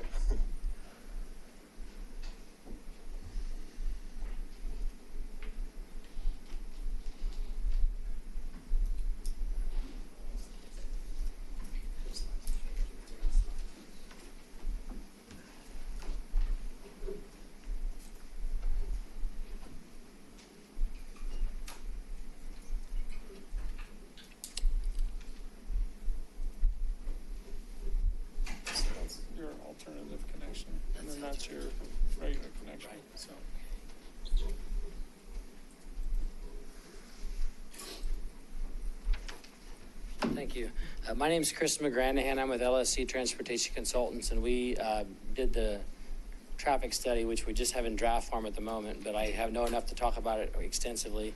We also did the traffic study for the Boulder Creek Builders site you're seeing on the south here, and we did the master traffic study for what was called the town center at the time. Now it's depicted that way on this map as well. What our draft traffic study shows is, I should have a pointer, but it's basically the north-south section into Coal Creek. I think you can see the Coal Creek extension on the south. Do you have a pointer? Yeah, there you go. That's what's in the comprehensive plan and the transportation plan of the town, and that's what was assumed in the town center master traffic study back in 2013 or 14. That's the connection we show in our draft traffic study. That little piece just south of here would be constructed by the Boulder Creek Builders project, and then this, it sounds like phase 2 would connect in from the north. There was an alternative connection called Promenade East that connects out to 88th. For those of you familiar with the area, which most everybody in the room would be, there was a pedestrian signal put in on 88th to help students cross 88th to get up to Monarch High School and other places north. Generally in that area, there's a little service road to the west that serves a detention pond. That's roughly where this intersection would be. It'd be a little bit of a difficult intersection to build. It's at the bottom of the bridge. It goes over 88th, but it could be done. And so we've looked at that connection as well. One of the things we've been talking with Public Works about, and we may have a continued hearing in a few weeks, is not just the option that we want to do with Coal Creek in our traffic study, but what some of the options would be with daily traffic if we did just Coal Creek extension, just Promenade, or we did both. And so the master traffic study for the town center assumed, roughly about 15 or 16% of the traffic would come out one of these two ways. And so I think it's important that one of them happens. I don't know whether we need both or not, it's up to the board, but one of them I think is very important. The Coal Creek is what's in the comprehensive plan, so that's what our client chose to do. But that's my understanding is that the approvals for the Boulder Creek Builders site would accommodate either of these. They have dedication of right-of-way for the Coal Creek extension, and they have a tract of some sort that Promenade could be built on in the future if it needed to be. So those are the two access points to the southeast that would be consistent with the master study for the town center. And I'm here all night, so I can answer questions that come up about these options. But then when we come back in a couple weeks, we'll have some daily traffic scenarios, because you can imagine if you just did Coal Creek South, you're providing a connection between the Rock Creek neighborhood and the town center, but you're not really giving a great option to go east to 88th. But the Coal Creek connection is pretty clean. It's there. It's built as a 4-lane road. It can handle the amount of traffic that this connection would send this way, collector volumes. The Promenade connection is more of a shortcut.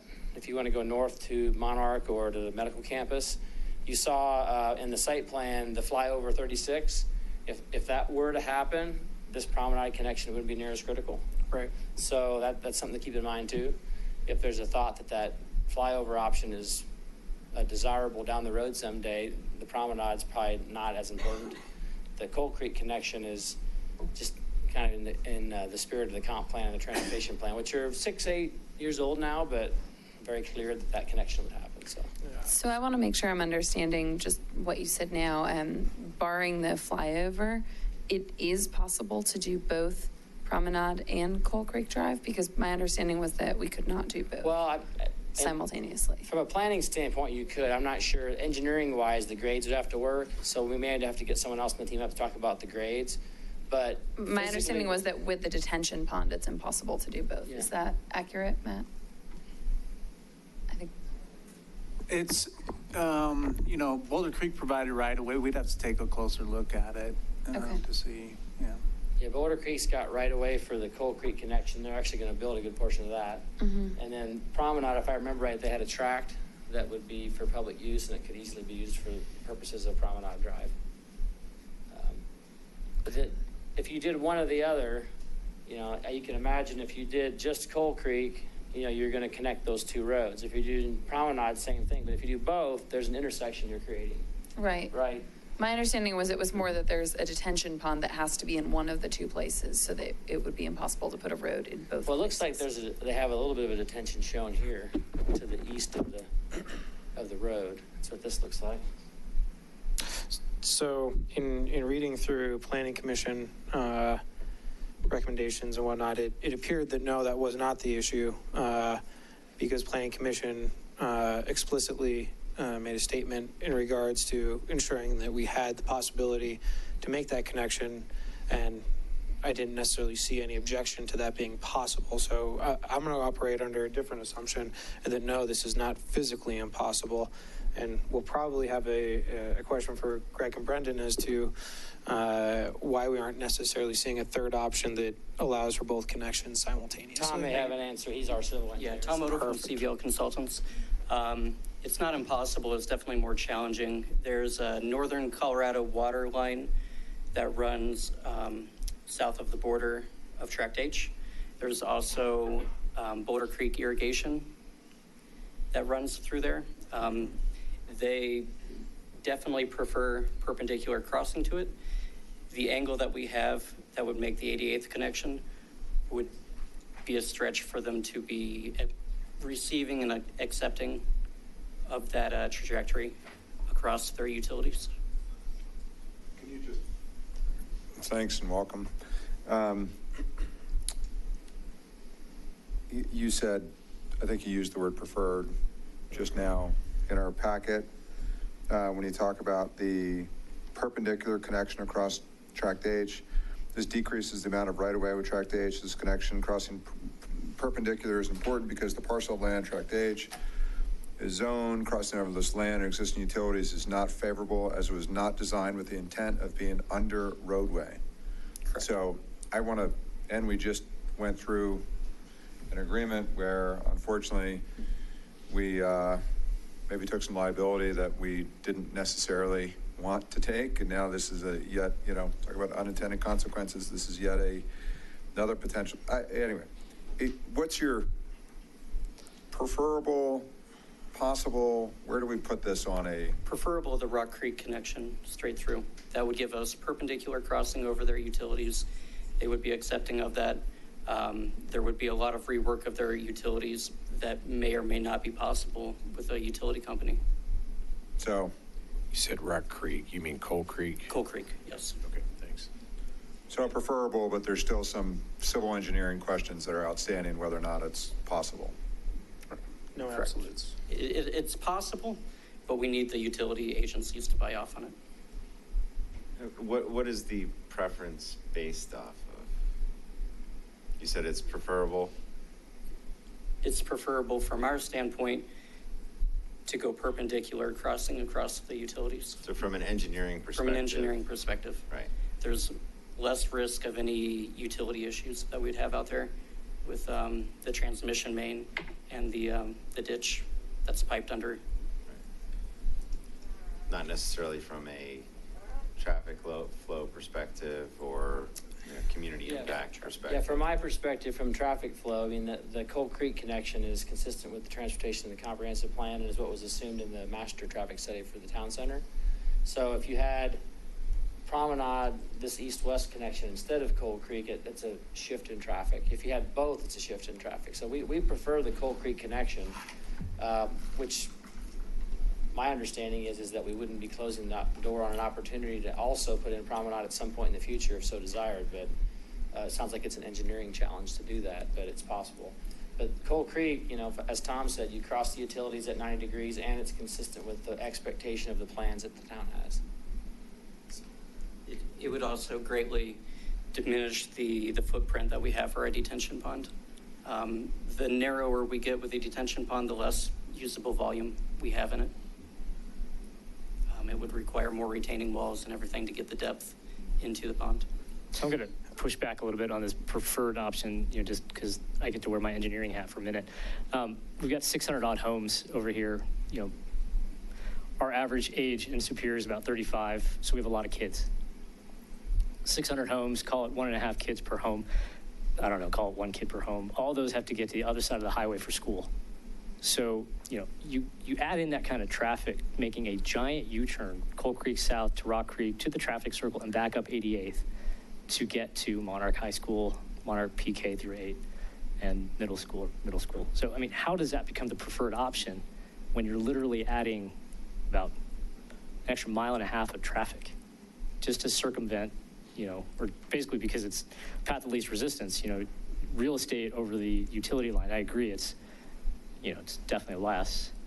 Well, you're correct that there is these homes that would live in this corner if they want to drive, let's say, to Monarch High School. That is along down south to Rock Creek, Coal Creek, and then over and around. So it is pretty far. If the older kids want to walk, the bike path over 36 is almost a straight shot to Monarch. It's shorter. I don't disagree at all. So, but if you're driving, you're right. You either have to go all the way around one way or all the way around the other way, either through McCaslin or down and around 88th. But what the Rock Creek Drive connection does is it allows everyone south of here to get to the town center without using McCaslin or Rock Creek. So it's kind of a trade-off. It's like all day long access to the town center or in the morning for school and at 3 o'clock for school. So it's kind of a trade-off. Which is why I prefer sort of the dual option in the sense that, you provide the Rock Creek Ranch access to downtown Superior, and then you allow the entirety of Zone 3 in the downtown center to get to Monarch with, increased ease. Well, one of the things we've thought about a lot over the last few years, and we've been thinking about this is, if we do both connections, it's my thought that it's going to be a lot less likely to get a traffic signal warrant at Coal Creek and Rock Creek, which we've talked about that at these hearings, and it's been put off for now because I think our analysis showed that you don't need that signal until there's a connection and substantial build out. But if you have a pressure valve of Promenade here and Coal Creek, now you've got all those trips that are not going down to where this signal might go. And all the folks that are in the north end of Rock Creek will probably come up to Promenade if you go that way. So you're going to reduce the traffic down at Rock Creek and Coal Creek. And this intersection at Promenade and 88th would certainly need to be enhanced, roundabout, signal, something, because it's already difficult to turn. Well, you'd either be investing that or you'd be investing at Coal Creek, Rock Creek for some sort of traffic signal as well. On these plans, how do bicycles, are there dedicated bike lanes on both streets? Yes, there would be a bike lane that travels the eastern border, and then it comes up until you get to Superior here and turn the corner. And then same thing if you're leaving along this corner? Yes, if you're leaving, you can, yes. There's bike lanes on each side. I'm sorry. And are they on the street or are they on? They're on the street. How about on the Promenade extension? The same. On both sides of the street? Mm-hmm. Obviously, if we built both roads, we'd have an intersection there somewhere. Right. So that, however that would look. And I think that brings up an important point. We heard this is challenging because if we do this option, we minimize the volume here, and that becomes an irrigation challenge. Well, I think we're looking at incomplete information here that doesn't allow for best decisions to be made, because I have to imagine if we were to consider both connections, we're not going to have necessarily a connection coming in at this angle. It's likely to be perpendicular somehow, thus allowing for our problem to be solved with the detention pond potentially. And I'm guessing, because we didn't actually do that work, and we're working with information that we're just going to have to guess at. Well, my kind of impression over the last few years of watching this is I'm trying to figure out how this is going to go. My thought has been that, the Coal Creek connections in the comp plan, that makes a lot of sense, but it also makes sense to keep that Promenade option open and available and not shut the door on it. And I think that's what the Boulder Creek Builders site plan did, is it allowed for the extension of Coal Creek, but didn't prevent Promenade from happening. So I think we have a really good traffic model of what the town center is going to do, but we don't know exactly which end users we're going to get. And so as things move forward, it's nice to have this option if we need it. It does feel like the Promenade is, it's kind of shoehorned in there a little bit, between sound walls and buildings and noises and landscaping. But I think it's great to have it as an option, whether it's this board or a future board that decides whether it happens or not. I mean, it could happen now, I suppose, but to me, it feels more forced than the Coal Creek connection. Just if you look at the alignments and the curves and how it comes out to 88 at a really sharp angle. So to me, the Coal Creek looks more clean. It's in the comp plan, and then the Promenade's there if we need a relief valve in the future, but it just feels a little more forced than Coal Creek does. But absent from all of that is, and this is a decision that we're going to need to make, in 2 weeks or whenever the hearing is concluded. But that's a decision for the board to make as to what's the right decision, because we need to consider, not just the engineering, but also, the impact on the surrounding communities, and how does the Lanterns development feel about all of a sudden, a major thoroughfare bisecting this community? And to the south, how is the rest of the community going to be impacted by a major connection to downtown Superior versus an alternative going out to 88th? So, just so the record is clear and the public understands, this is a big decision point in this project for the board to make. Sure. If I may, really quick, on Toll's perspective on this connection, we're open to either connection or both. It does not matter to us as long as a connection happens down there. I mean, it would be nice for circulation to have a connection. We looked at both connections. We can make it work. I mean, in terms of the detention, I don't know about the utility crossings. That's something that we would have to explore further with those utility companies to see what they would accept. But in terms of, our layout, it works. It's just like Tom had mentioned, the detention walls get deeper, the pond gets deeper. It's, a deeper pond versus something that's more shallow. So it can be done. And we don't have really a true preference in terms of layouts. Do you have you say a deeper pond, is that a concern at all? Is that a problem besides it's just deeper?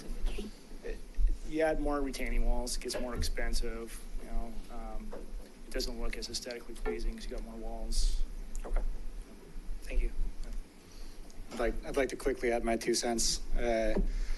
So, the Coal Creek connection has been shown on the general plan or comprehensive plan for the town for a long time. As mentioned, it's in the transportation plan, and it is what was shown in the PD from the start. To me, having at least one connection is pretty important. You're creating your downtown core here. You want to have a vibrant retail corridor with a lot of active use, storefronts. We've talked about attracting retail and how hard that is today. And I think we want to be doing everything we can to make sure that Main Street retail corridor is vibrant and successful. An additional connection here to provide access from Louisville and South Rock Creek is going to bring more town residents to that downtown core and provide better access. So I think it's pretty important from a retail and the Main Street standpoint.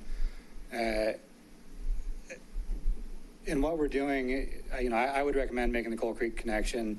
To me, having that existing Collector Street dead end where it is and not connect seems like a huge missed opportunity and kind of flying in the face of the last 20 years of traffic planning in the town.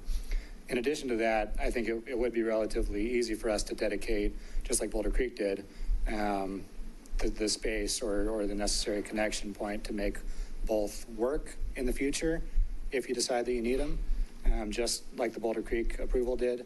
I think if you get down to it, you're going to run into some pretty serious trouble with the irrigation company there, and it may really not be feasible from a legal standpoint with them. And that's just based on watching what's happened over the last couple of weeks with them.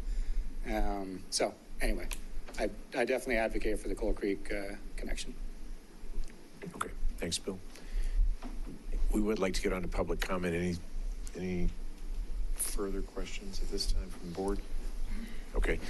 Is there a desire to take okay, we're going to take a 5-minute recess, and then we'll get, when we come back, we'll get into public comment.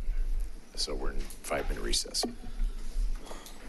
Comment, just give a little wave. I'll signal you to come up to the podium. If you would start with your name, address, and limit your comments to 5 minutes. If others have made similar comments, maybe amend yours just to allow, we'd like to allow for as many people to comment as possible. So if you just keep that in mind as you go through comments, let's begin.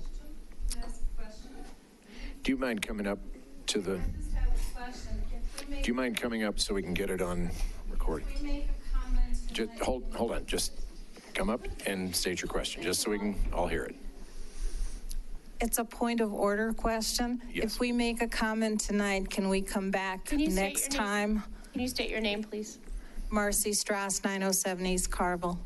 I just wanted to make sure that if we comment tonight, we can come back. It was stated before, and I just wanted Yes. to confirm that. That is Okay. correct. Okay.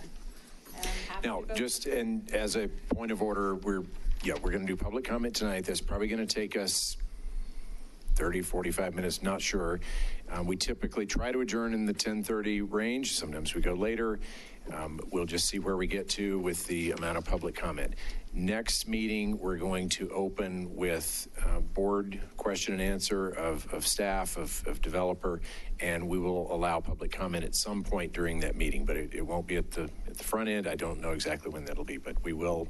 But yeah, to your question, yes, if you've commented tonight, you'd like to comment at the next meeting, yes, that will be allowed. Okay. All right, since you're there, would you like to begin with your public comment? And if you'd like to be next, if you want to just kind of make your way over, that would be great. My Go name is ahead. Marcy Strauss. I'm at 907 East Carville. My property backs the town center. It will back Toll Brothers development. First, I wanted to thank Bill for not putting in the alleyway and the garages. Thank you. I oppose the plan, and I think the board should oppose it as well. It's dense. The plan should be rejected, and you should ask them to come back with a plan that's 30% less dense. The density problem was discussed by the Planning Commission. It was discussed by OSAC. It was discussed by ProStack.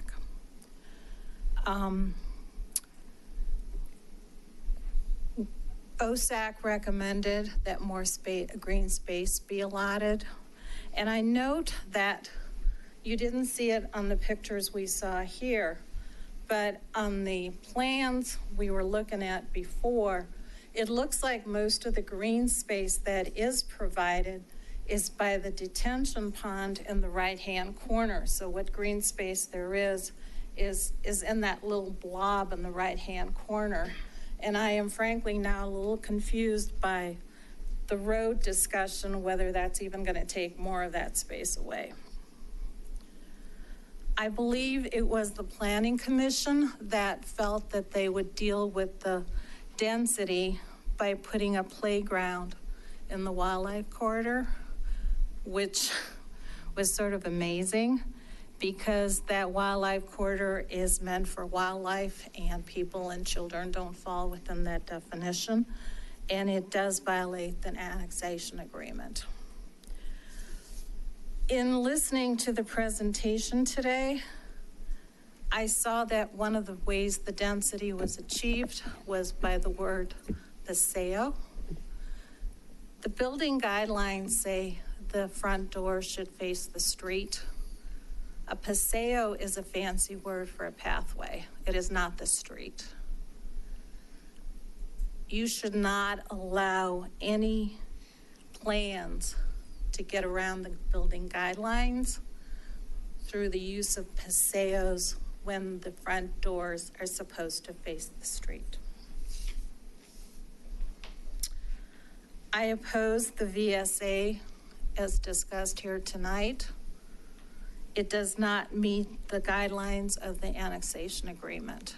And you've already received comments on that in detail, why we think that the VSA is incorrectly decided here. I wanted to raise the connector trails. Although not discussed tonight, I want to raise once again that we oppose, and that is our neighborhood on the Carville side and on the Wigan side. We oppose any connector trails through existing neighborhoods. I was one of the people that took the survey, and we've already reported that to you all. Over 80% of our neighborhood opposes the trail. 100% of the homes that would be fronting the trail oppose it, and I am one of those homes. We don't want a connector trail through our neighborhood. Further, we don't want any connector trails through the wildlife corridor, and any such trail would violate the annexation agreement. Lastly, I personally oppose the Cold Creek connector. We get a lot of noise from 36 already. You would just add to our noise level and you would decrease our property values. Those are my initial comments, and I reserve the right to come back. Thank you. Thank you. Just for everyone's benefit, this little box here shows the green light at 3 minutes, and then 4 minute. The fourth minute is the yellow light, and then the red light comes on in 5 minutes. So you were good within your time. I didn't see the light. I'm just pointing that out. Yes. You're next, and then you'll be next. Thanks. Good evening. I am Tom DeFranco, 1360 South Mesa Court. So thank you for the forum, and thank you for the organization and the information. Back to Cold Creek, just wildly concerned about the volume of traffic and the increase that we would see. And I noticed that no one pitched any numbers or any kind of volume increase in the conversations tonight. I don't know if that data is available. It got added to the packet at the last minute. You can look it up on the town website. Okay. What is the number? Let's just proceed with your comments if you can. Okay. We're going to... And I guess I would echo what the woman in front of me just said. It's just the amount of volume and the houses that back to it. It's a huge risk. It's a huge concern. It's a property value, a devaluation issue for us. But additionally, so much traffic, people crossing back and forth all the time as they walk their kids. And I see them every morning walking across the street, going to Superior Elementary. And to have that kind of volume of those kids rushing to Monarch, in the morning, it's a huge risk for all of us. And we have to look at other alternatives. And I'm sure none of us are comfortable with, we'll do it later. We do it now or it never happens. And I think that's a fair assessment. So that was my comment. Thank you. Okay, thank you. So on the traffic numbers, we did have some that were added late to our packet. Those are now on the town's website. Sounds like we'll have some more traffic numbers coming before the next meeting. So that will all be available publicly, and we'll certainly have more discussion on that. So thank you for those comments. Okay. All right. Next, and then you'll be next. I'm sorry, these folks were next, and then you'll be behind them. Oh, okay.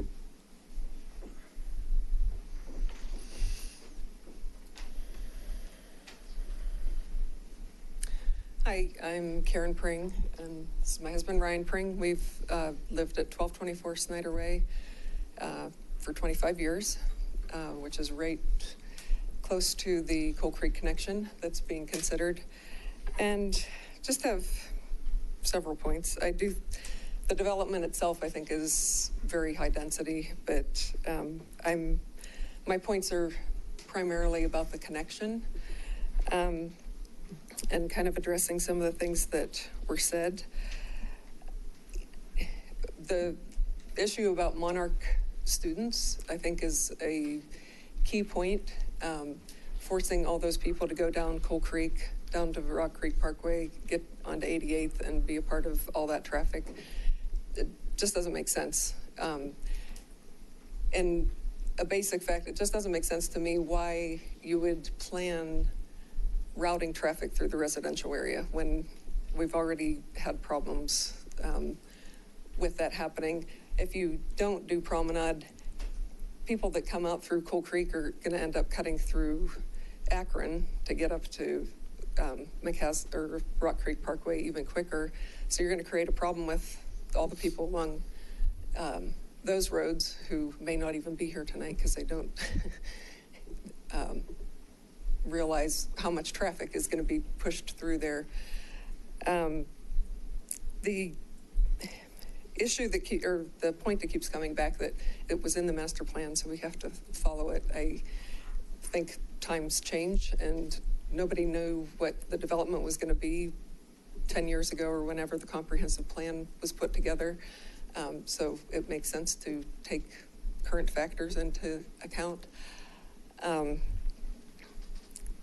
Connecting the neighborhood and worrying about people getting to the town center for the retail, if you're talking about Louisville, people are going to want that promenade connection more than they're going to want to come into the neighborhood and try to get down to the town center from this end. People in the neighborhood, if retail is attractive enough in the town center, nobody's going to have a problem going down to 88th and getting on Promenade and going to the town center. So I don't see that as a strong argument for having the Coal Creek and not the Promenade. Just looking through my notes to make sure I cover everything that, the argument of if we put Promenade in, we won't get to traffic light at Coal Creek and Rock Creek is kind of circular thinking in my, we won't need the traffic light if you don't increase the traffic by the number that I saw in the packet was more than double the current traffic is what will increase if you have that connection. So, and I agree too that saying that we'll keep that option open, it's never going to happen if you don't do it initially.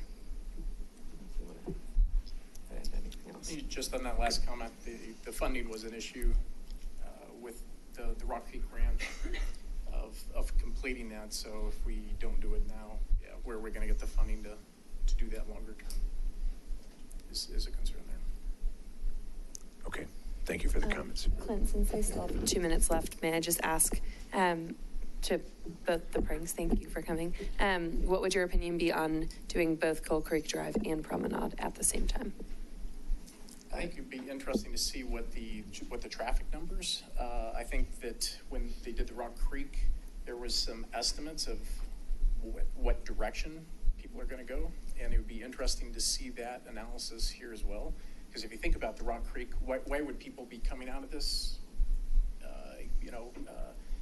exit or cutting through? I'm actually more concerned about, but if they're coming down, are they all going to be coming back up 88th?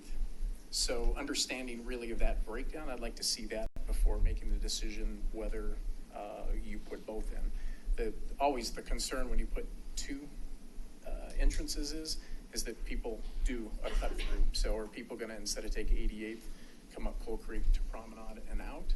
I don't know. It would be, potentially, a possibility there. I know that Monarch today, when that school, you guys have driven it, it gets to be pretty dense along 88th. Is that going to do the same thing there or not if you do both? Okay, thanks for the comments. Him next, and then you, sir.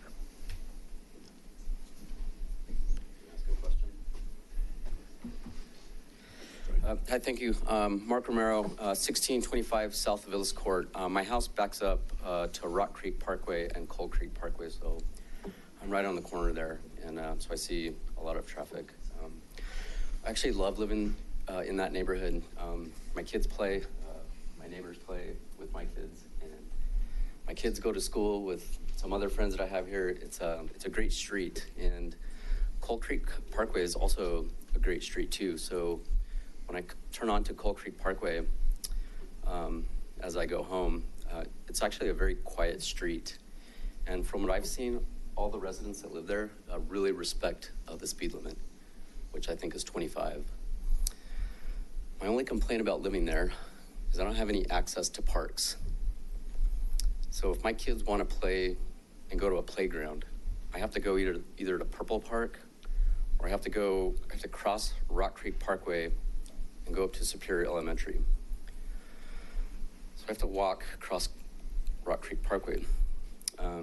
So some of you guys might remember I stood up here less than a year ago, and I explained how we almost got hit by a car, and I had to sprint out of the way with my kids to avoid a 3-car pileup. If I did not sprint, we would have got hit. So it was a big deal, and my point of that was that I don't think people are getting better at driving. We are way more distracted. Rock Creek Parkway seems to me in the last 2.5 years to be increasing both in speed and volume. And I think nothing's going to change. I'm sorry, if you open up Coal Creek Parkway, I think that volume of traffic is going to increase. We all know that, but I don't think the people going through there are going to respect the 25-mile speed limit. So it just seems like you're going to really decrease the safety of what we got there. as of right now, when you live in that area that you have labeled Meadowbrook, we're kind of sandwiched by 88th on one side, Rock Creek on the south, and then if you open up Coal Creek, we're going to be sandwiched by Coal Creek on the other side. So for residents that live there, I almost feel like we would be segregated, sandwiched in between these high volume traffic areas. And I'm just afraid that that's going to decrease safety, and certainly it's going to be less of a desirable place to live. So I hope you consider keeping Coal Creek closed, and maybe option 2. Thank you for your time. Thank you. Ali Reza Dustan from 745 East Wiggins Street. Sorry, can you repeat your name? Yes, Ali Reza Dustan from 745 East Wiggins Street. Okay. Just wanted to thank the mayor and the board for this meeting. So I have a couple of comments, and just to put things in context, I have to mention that I have a PhD in engineering, and one of my degrees in civil engineering, so I believe I can read plans and I can understand things that are being discussed here. First comment is regarding the VSA, and I spent quite a bit of time digging into the town center website and the links to the development and comparing it to the annexation plan. I can see some noticeable discrepancy in the way the annexation describes in the schematic and also in the text the VSA versus what the development is actually is showing. So you can have a line. That line has to have an orientation.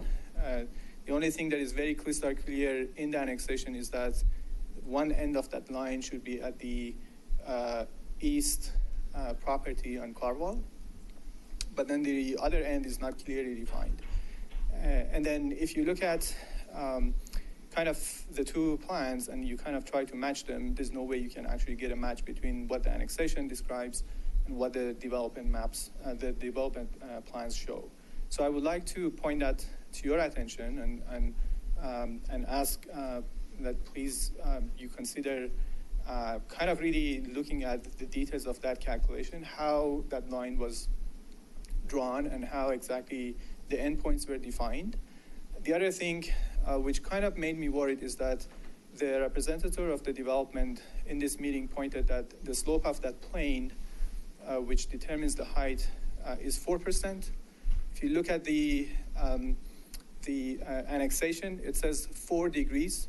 There's a factor almost 2 difference between 4 degrees and 4%. For your reference, 4 degrees, which is the correct number, is 2.2% versus the 4% that was mentioned. So given the discrepancy that I find in the plans, and given whether it's a mistake or whatever mentioned that was 4%, I would like to see a very clear, detailed calculation and determination of that VSA zone and also the height. So to add to that, if you look at, I think it's Exhibit C or B of the annexation, so you see that there's a 300 feet setback from track edge, and within that, the maximum height that you can have is 28 feet. And you can see that the houses that are being planned right now in that zone VSA are 34 or above 30 feet. And so that looks to me another indication for disagreement between what the plan is and what the annexation suggests. And so, honestly, given all this discrepancy, I think we deserve to see exactly how that line and how that plane was set and determined by the developer, so we can actually clearly compare it with the annexation and make sure that the development is compliant.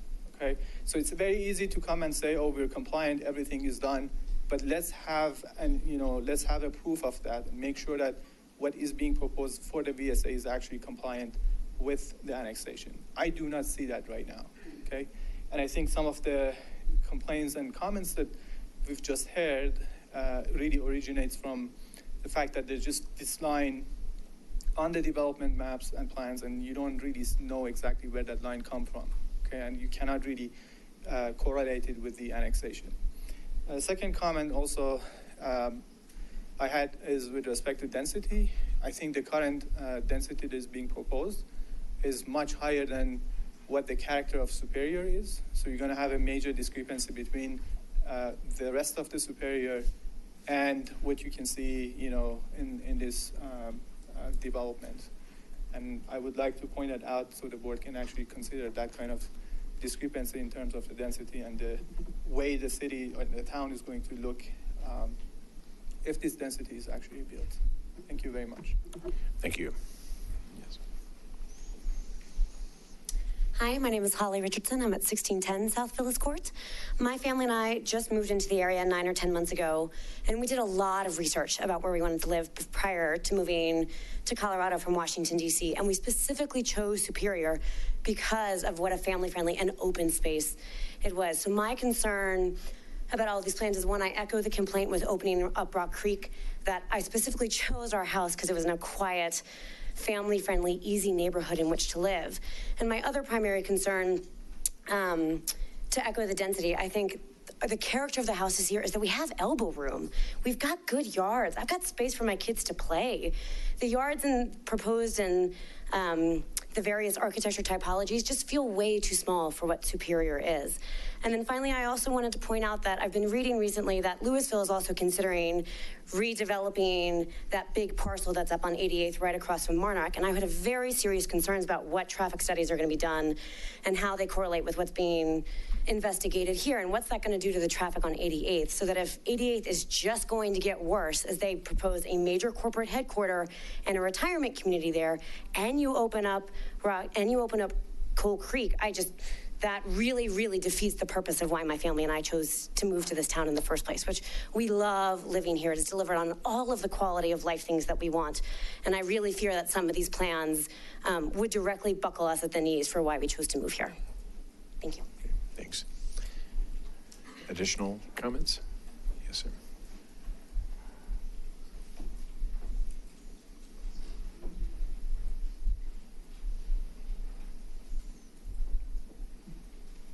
Hi, I'm Steve Zerbach, and I live at 947 East Carval Place.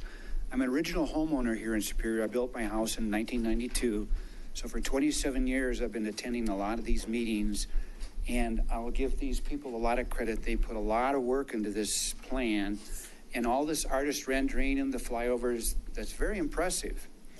But we spent a lot of work trying to develop the 1998 annexation agreement, and we all moved here, probably all for the same reason, our quality of life.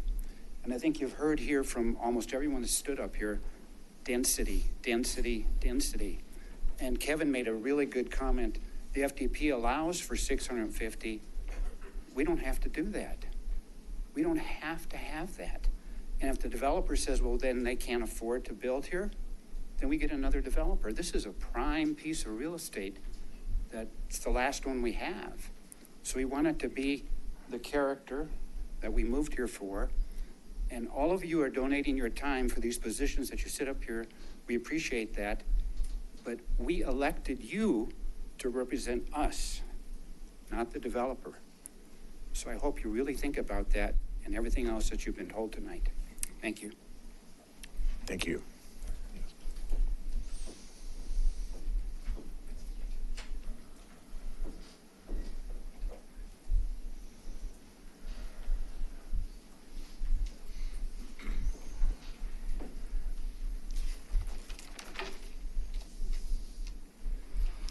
Good evening, and thank you again for what you do for our town. My name is Teresa Clark. I have some prepared comments, and it's always, after I see these presentations, it's always difficult for me to stick to my prepared comments because it just gets worse. And it sends me into a tailspin about which piece of information I should address first. So thank you, Mayor Folsom, for allowing us to come back and address the comments that we haven't already made. Next time. So again, I'm Teresa Clark. I'm a Superior resident, and I'm the president of the Waterford Estates Homeowners Association. I heard the developer make a comment about the value of the homes that were coming into the neighborhood, but I'd like to remind you that the assessed value of our homes is $42 to $45 million, and we were here first.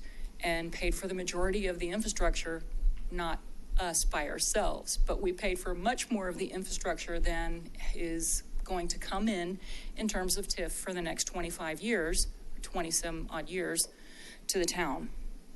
Unless otherwise separately noticed, I'm here to ensure that our citizens' objectives to this FDP are used to modify Ranch Capital Toll Brothers FDP application.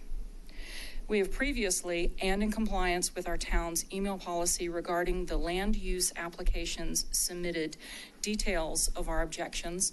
And if anyone here in the audience would like to see that, please see me after. I'm happy to give you a copy of that.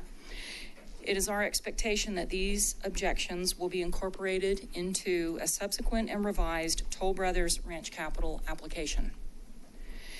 If this is not the case, then we must consider our options. Option one is we file for an injunction and have the court determine the validity of Ordinance 98-0-7. This would potentially delay construction for this application. And I can see the faces of all the attorneys in the room, thereby proving that mothers of young children do have eyes in the back of their head and in the side of their head. And these attorneys are rightfully thinking that if citizens do not prevail in court, in a court test effort, then citizens will have to pay for everyone's legal costs involved in the effort. This seems like an unnecessary tax when we have elected representation. A second option, because Ordinance 98-0-7 is a town ordinance, is for citizens to put together a citizens initiative pursuant to Colorado Revised Statute 31's Sections 10 and 11. This could cause construction cessation somewhere between 90 and 180 days, and it would require only 540 signatures from registered voters in Superior. 540 is a very small number. At this time, the options for the citizens of Superior are limited. Ranch Capital has deceived us by promises of open spaces and amenities. Instead, they have delivered residential density greater than the public housing of Buffalo, New York, in which I was born.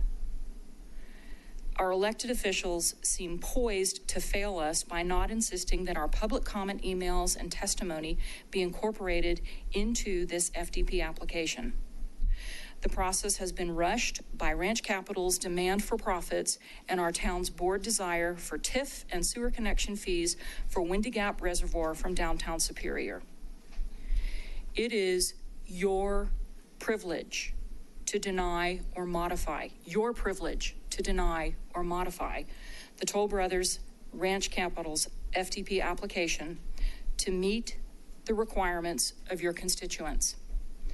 We elected you, and you hired our staff to ensure that our input determines the outcome of these FDP applications. It all goes back to how we're going to interpret or not interpret the 1998 annexation agreement, or sometimes called the annexation ordinance. So I am hoping that everyone in this room will agree to reducing the density and to complying to the objections that our homeowners association and so far every other resident that's spoken has to this application. Thank you very much. Thank you. Additional public comment? Yes. Linda Steelstra. I'm at 1279 Waldona. And my biggest plea to all of this is that we figure out the connection to 88th Street. It's really frustrating. I was here a year ago and we had the application for the last community from Boulder. I'm going to muck up their name. But we kind of kicked the can at the time for the Lanterns project, and we said, you know what, we can figure out the 88th Street connection later. Let's leave this space, let's figure it out. And now to sit here tonight and find out that there's a utilities concern in order to do that is beyond frustrating. So my plea to the trustees is please figure out how to get to 88th Street. We know that these kids have to go to school. We know they're going to Monarch. We know we want the Louisville people to come to this community. Let's figure out how to get 88th Street connected to this new town center. Thank you. May I ask a follow-up? Would you mind coming back to the mic? So I understand you want to see us connect to 88th Street. Do I understand that means you do not want a Coal Creek Drive connection as well? I would not like to see the connection to Coal Creek, but I do think for so many reasons that we've been here before, you hear people talking about the need to get to the hospital, the need to get to the schools, the need to get Louisville to our town center. Right.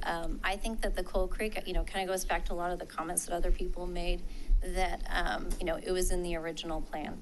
Well, I don't know that the original plan had, 1,400 dwellings in this small condensed area. I don't feel like this is the connection that we thought it would be when this first occurred. It's a lot of houses, it's a lot of townhomes, it's a lot of dwellings, and I don't necessarily see that the people in Rock Creek are going to benefit from going there. I see the benefit all being for the new community. Okay, thank you. All right, as we move forward with public comment, let's not do Q&A because it's the practice has typically been to just have public comment, and we address questions and answers during our follow-up, but I think to Q&A some people, but not others, it starts to be inconsistent, so. Sure, a lot of the comments around Coal Creek Drive versus 88th Street connection, I think people are expressing, I don't want this particular one, but I'm not understanding, do they not want it at all, or do they not want both? When we're only hearing one side, I just want to make sure we hear both. Yep. I understand, but just to try to maintain fairness to everybody. So, all right, additional public comment? There's more people out there. I know you're thinking about it. Okay. We will have additional opportunity for public comment at the next meeting. We are not quite at 10:30 yet, so we're still have opportunity here, and I think it would be good to utilize some of this time while we're all together to maybe go into some of the questions. We had some thought of maybe compartmentalizing some of the, there's obviously a lot of topics here. There's traffic, there's design, there's all sorts of things, and maybe we could spend a few minutes talking about kind of how the board would like to address the question and answer discussion, or really question and answer. During the public hearing, we have to do question and answer of staff and the applicant, and then once we close the public hearing, then we're into more of a discussion phase and not question and answer. But just to keep things somewhat organized instead of bouncing between all the topics, I'd be interested in hearing from board members as to preferences for how we'd like to approach the question and answer segments. I would really have a preference for maybe as a board discussing some topics and saying, let's try to cover all of our transportation first and then cover all of our colors and designs and then street names, just so that we're all on the same page rather than trying to say, let's cover all Ken's questions and then I have similar related ones that we get to an hour later. Okay. Personally, I don't object to a process that tries to compartmentalize these things, but it's so interconnected. You can't look at a roadway without considering bicycle or the paseos or the homes that are not oriented towards the street without considering the density. You can't talk about the landscape without talking about the lights. And it's so interconnected. We could try this. I just don't hold out giant hope. I think there's a lot of questions. The 90% of the comments are around connectivities, and so I think maybe tonight we could talk a little bit about connectivity and however long we want to go. I have just a financial question about connectivity. I think I know the answer to it, but I'm not sure. I'm not 100% sure. So I'm happy to talk about connectivity for the evening and talk about that. But I just don't want to pretend like we're going to exhaust a topic, move on to the next topic because they're so interconnected. And I think we can always go back. I don't mean to say, hey, we're done with connectivity. We can't ask another question on it. More if if I ask a question about connectivity, before we go to my next question, I'd rather Mark asks his questions on the same topic. It's kind of an unusual practice, I think. Sure. I think we usually tend to go down the line, so I just would prefer that we try to be more topic focused if possible. Okay.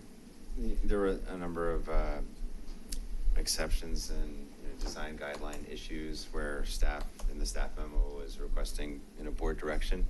So I think we should just be, and to Kevin's point, I mean, a lot of them are kind of interrelated, right? Is fences a design issue or is it a setback issue? I mean, what are we really talking about? But I just think if we're going to be grouping these things, we should try to be mindful of the exception requests and the board direction requests that staff has included in the staff memo to kind of guide that, just to make sure that we're talking about building orientation and we're talking about roof articulation and we're talking about fences and setbacks. Okay, now we're talking about the plat and we're talking about the blocks length and right-of-way changes with streets. So as long as we're doing it in a smart way, but I guess I'll start with kind of a first question about connectivity that I think I know the answer to, but maybe this is a question for Stephen or Matt. I don't even know who the question is, but when I think about the connection from downtown to Coal Creek, if it was perpendicular today, you have lanterns that is paid for up to a certain point. So we've got the graphic still up. And then if it's perpendicular to the lanterns connection, my understanding is it is the developer's complete financial responsibility to complete that connection and that the town of Superior will not incur any expenses. Under this alternative, either an alternative that would have two connections or the alternative that would have the non-perpendicular connection over to 88th, who's paying for that?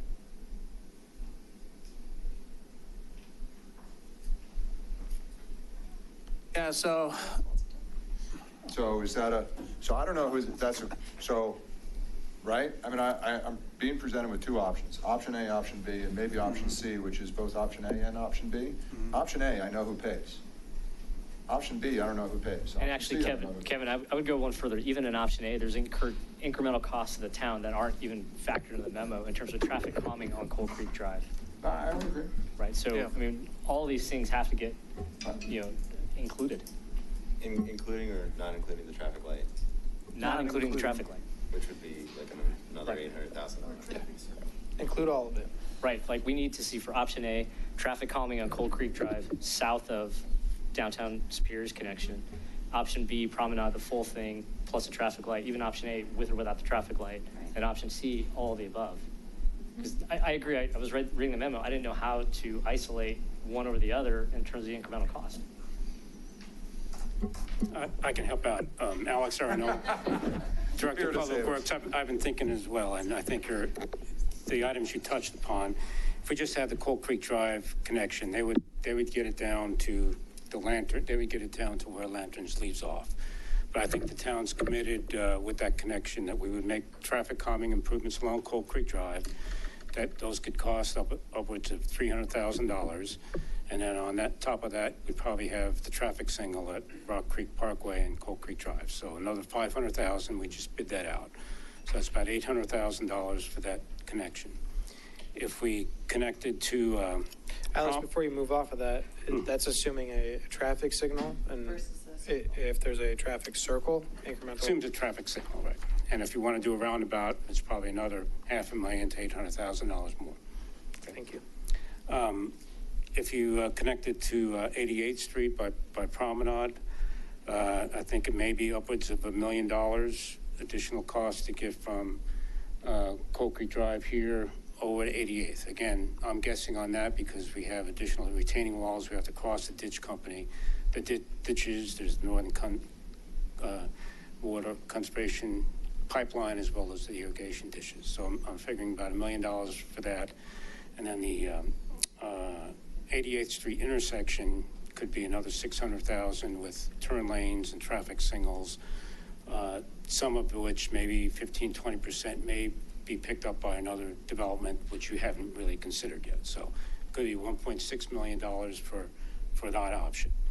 If you connect to both, I think you probably would not need a traffic light at Rock Creek Parkway and Coal Creek, and you may not need traffic calming. Under that scenario, it's about $1.6 million as well. So $800,000 for Coal Creek connection, 1.6 for connecting to Promenade, maybe about the same amount to do both connections.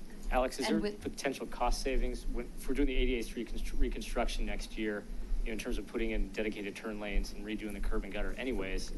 Do we get some economies of scale on 88th at that time?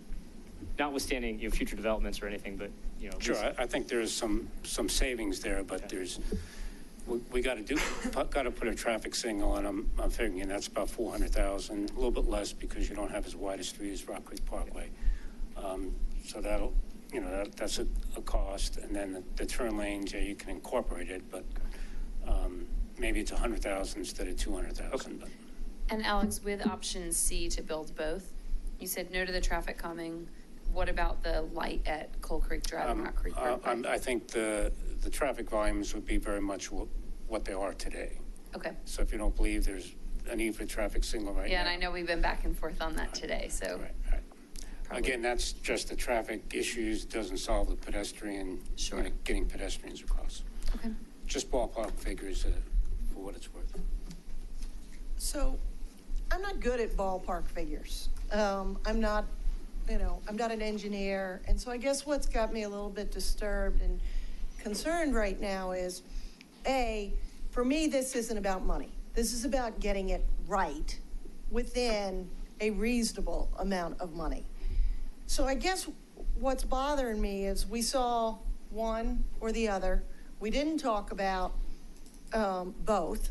We really didn't. And I can't remember who it was, but there was some conversation that we might be able to look at option 3, which would deal with both.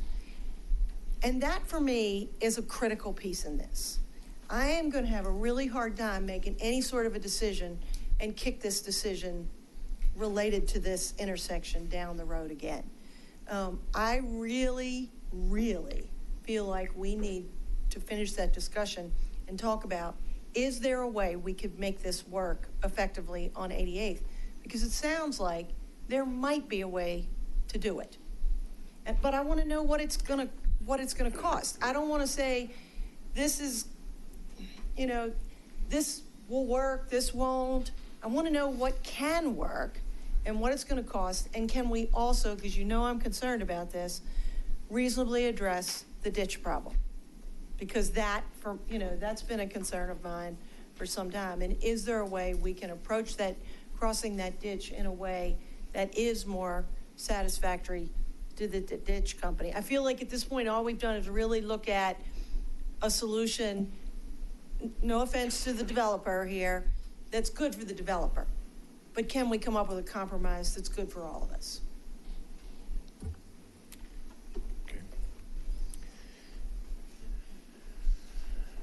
All right, Bill, you have some follow-up? I'm going to take a little bit more direct stab at the original question, which is who pays for all the offsite improvements. We've attempted to provide the plan that meets the town's comprehensive plan and all of the prior traffic planning, which we believe is the right way to go. It's not because it's necessarily good for us, it's because it's good for everybody, including the town, in the last 20 years of planning. To the extent, so RC Superior on who pays for what, RC Superior is obligated to pay for, or someone in the development, Toll Brothers or RC Superior are obligated to pay for the public right-of-way down to the southern property line. I don't have a marker, but you can see it, the dark line there. So yeah, we will pay for one road connection to the southern property line, either Coal Creek or 88th if 88th works. I'm concerned that 88th won't work once you get into the details with the ditch company. Beyond that, any additional offsite improvements would not be required under the PD and the vested rights entitled by the original PD. So those would be the towns to bear outside of the property line. Bill, I just want to make sure, because I think I know what you meant to say, but I'm not sure you said it. You'll pay to the southern property line, not to 88th, if the option is? We'll pay for either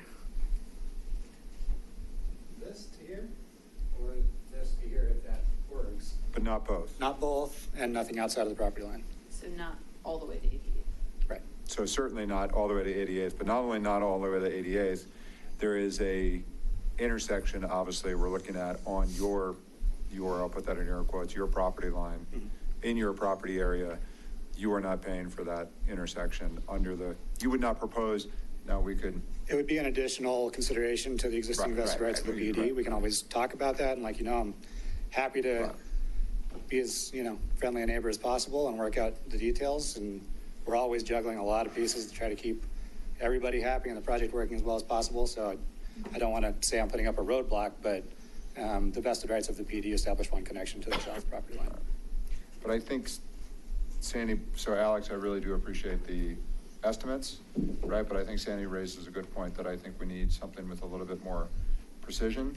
I mean, given the fact, I don't know the exact distance, but given the improvements we made to Colton and the expense we made to Colton, which was, all right, we had to tear up what was there and put in something, but the connection between over to 88th is probably about half as long, and your numbers just don't seem to jive. It feels like there's some engineering. It feels like we need to add some precision there. It would be unfortunate to make a decision based on the fact we think it's going to be $1 million delta, which roughly it is, right? And it's actually a $2 million delta. So I think we need, within the next 2 weeks, precision around option A, option B, option C. So I think with, I agree with all that. I want to see the data in terms of, what the estimates are going to cost. But, I don't want us to be, penny wise and pound foolish here. I want us to get it right and be smart with how we're going to consider and potentially approve any plan that comes before the board, right? And, I don't fault Ranch or Toll or anybody for relying on the PD as it's currently drafted and relying on the comprehensive plan as it's currently drafted. But, the comprehensive plan is, an aspirational, guidance document. It's not a binding, enforceable land use, planning document. And we can question the assumptions that are contained in that document. They were drafted by human beings, and we're all fallible, and we all make mistakes. And if there are, potential mistakes in those things, we need to assess, what are we looking at, and what's the reality of the situation on the ground. And, I think that there was a comment made tonight that was a really good one that I don't think that people are really focusing on is if we're trying to attract people to come over. I'm not banking on a bridge coming over from Louisville anytime soon. But if we want to attract people from Louisville to come over to downtown Superior, do we really want to force them to drive down 88th and then come up Coal Creek Drive? I mean, that just seems like a really backwards way of attracting people from Louisville. It's not convenient. It's not user-friendly, and just the impact that that's going to have on the existing neighborhood. I think that if we connected Coal Creek, the Lanterns is going to be a less desirable neighborhood. We just solved the problem with Weldona. I know that some people are really in favor of that decision and some people are really opposed to it. But, that was a problem that we were hearing about for 25 years on the board, that this was something that was originally developed when Rock Creek Ranch was initially built. And, there were unintended consequences that emerged when all of a sudden a hospital and a high school were built that, didn't exist at the time that the development was originally built. And when people started using it as a cut through, it negatively impacted the people who lived there. And right now, we're potentially creating another cut through on a much bigger scale. And we have the opportunity to avoid that cut through. Is it going to be a little more expensive? Yes. Is it going to take a little more time to engineer it? Yes. Do we need to get additional approvals from the ditch company? Yes. But do the engineers say we can do it? Is it feasible? Yeah, we can do it. It's going to cost a little more money, but it's going to preserve the access to the south. It's going to be more convenient for Louisville residents. It's not going to bisect an existing group of residents. We haven't heard one resident in public comment say that they wanted the connection from Coal Creek. I didn't hear one. I just think that this is one of those critical decisions that we're not going to get a do-over on. I don't think doing both makes sense, and I just think, but we need to be really careful and get it right. So I'd like to see the cost estimates, but I would strongly urge the board to consider not creating another cut through, not bisecting an existing neighborhood for safety concerns, for the quality of life of the residents, for just the integrity of the neighborhood. We should preserve kind of the feel of a neighborhood. We shouldn't cut it through with a major artery. I just thought of a fourth option, D, if you wanted to consider something just in the interest of timing and everything else along, because I agree with you. It's a very important decision. Obviously, it impacts a lot of residents. I think that's almost every resident has had that comment about Coal Creek. We could bifurcate that decision from the Toll Brothers FDP, only build the road down to the Toll Brothers property line, leave it out of Tract H for now, and then come back to that decision with further consideration. We would still pay for the one connection. Can you say that again? We could bifurcate the approval and take this little stretch of road out of the Toll Brothers FDP for right now.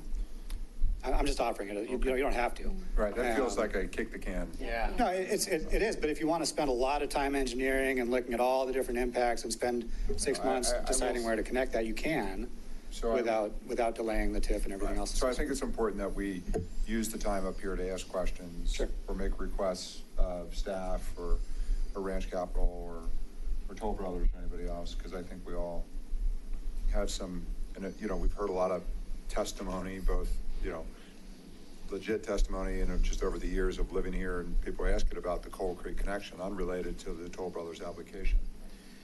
I do think there is an option here, and I think that option D is a Green Street type option.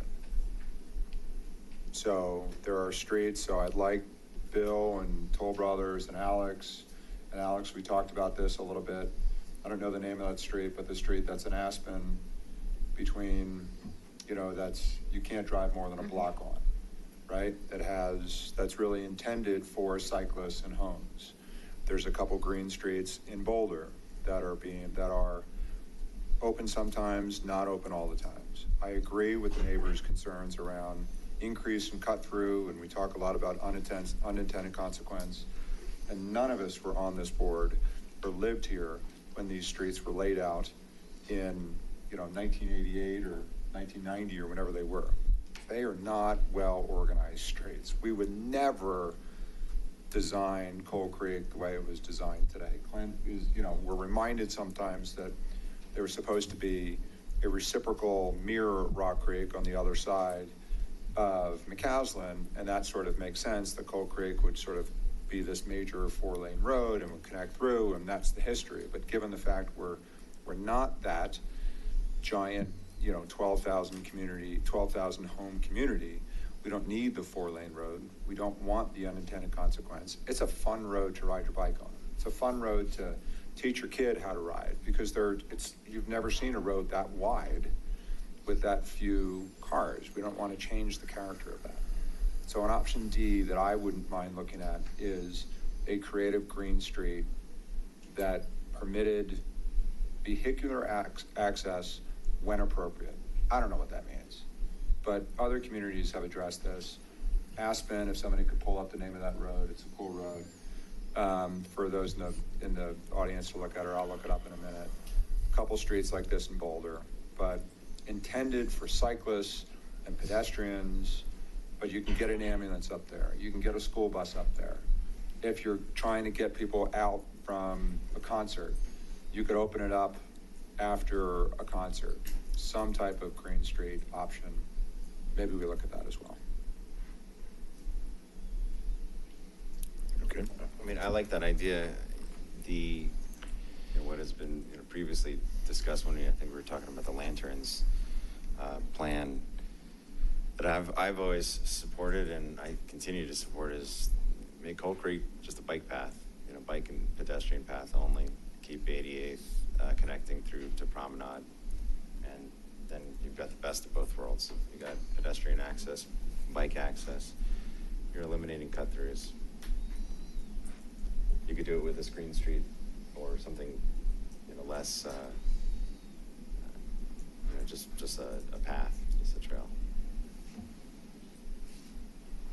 Like, I'm not too familiar with what Kevin just mentioned, and I do want to go investigate it. And Bill, I want to challenge you a little bit here, because if you end it at the property line, I'm pretty sure Toll's going to need us to connect it at some point. And if we leave that out of the FDP, there's no obligation to the town to follow through. My biggest concern is these 600 odd homes, and how are they going to get to the school? If they've got to go all the way around to Dillon to get to the school, we have just a major bottleneck on our hands. I would love that the Campus Drive connector would happen, but I think we all agree it's not going to happen in the next 2 to 3 or to 4 years. So absent that, how do we facilitate getting all these folks to the school? I mean, to their home school. This is all zoned for Monarch, PK through high school. We have to find a way to get them there without creating bottlenecks throughout Superior and Louisville to make that happen. And if we don't put this in the FDP, we've thoroughly kicked this thing down the road. And the future board after this, who knows what they'll decide. Yeah, again, I think Coal Creek is a great connection to get people down south over to the school. The 88th connection, I think Toll, and you guys can speak for yourselves, I think you would build it even if that weren't guaranteed and there wasn't a guaranteed connection to the south. I think that's a missed opportunity from the town standpoint and from our standpoint as the retail developer on Main Street, because like I talked about, you really want that access. So it hurts the project for sure if you don't have any access through there. But, I can only do what I can do. We can only record an FDP on the property that we control. And I can't afford to pay for additional offsite improvements that were contemplated with the PD. If the town wants to build this section right now, sounds great. I don't have a strong opinion one way or the other. I'm just doing what I can do. There is, we haven't talked about it at all, associated with that school site on Block 16. There is a $2 million in lieu fee that gets paid when this FDP gets recorded. I don't know what the town has that earmarked for, if anything, but that's for you to talk about in legislative section, talking about your budget. But I'll do what I can, which is connect one road to the south property line. So Neil, I agree with you. I don't really want to kick this down the can, even though I know, of course, you all are very eager for a decision sooner rather than later. That said, I really want to learn more about this option C of connecting both. To me, if we have both connected, we will have the school traffic going out Promenade, we'll have the local neighborhood traffic on Coal Creek Drive. To me, that's a great solution. It means everybody can get where they're going to. Part of the issue we had with Weldona was that there weren't enough connections. One thing that the board talked about at that time was that if every street was open to 88th, it would be extremely different rather than only having Weldona open. And what I'm seeing here is the creation of another Weldona if we're artificially closing off Coal Creek Drive and only opening up Promenade. All of a sudden, that's going to be the clogged pathway. When we've heard from some residents tonight, even 88th Street is already crowded. It's going to get more crowded. Again, I certainly understand the concern with opening up only Coal Creek Drive and funneling everyone through that way. But if we can send people multiple ways, that really opens it up quite a bit. I would really like to see for our next meeting, Alex, I know it's a big ask, but what kind of numbers can we get around exactly what that volume would look like if we had both opened up, as well as what would be the cost of opening both?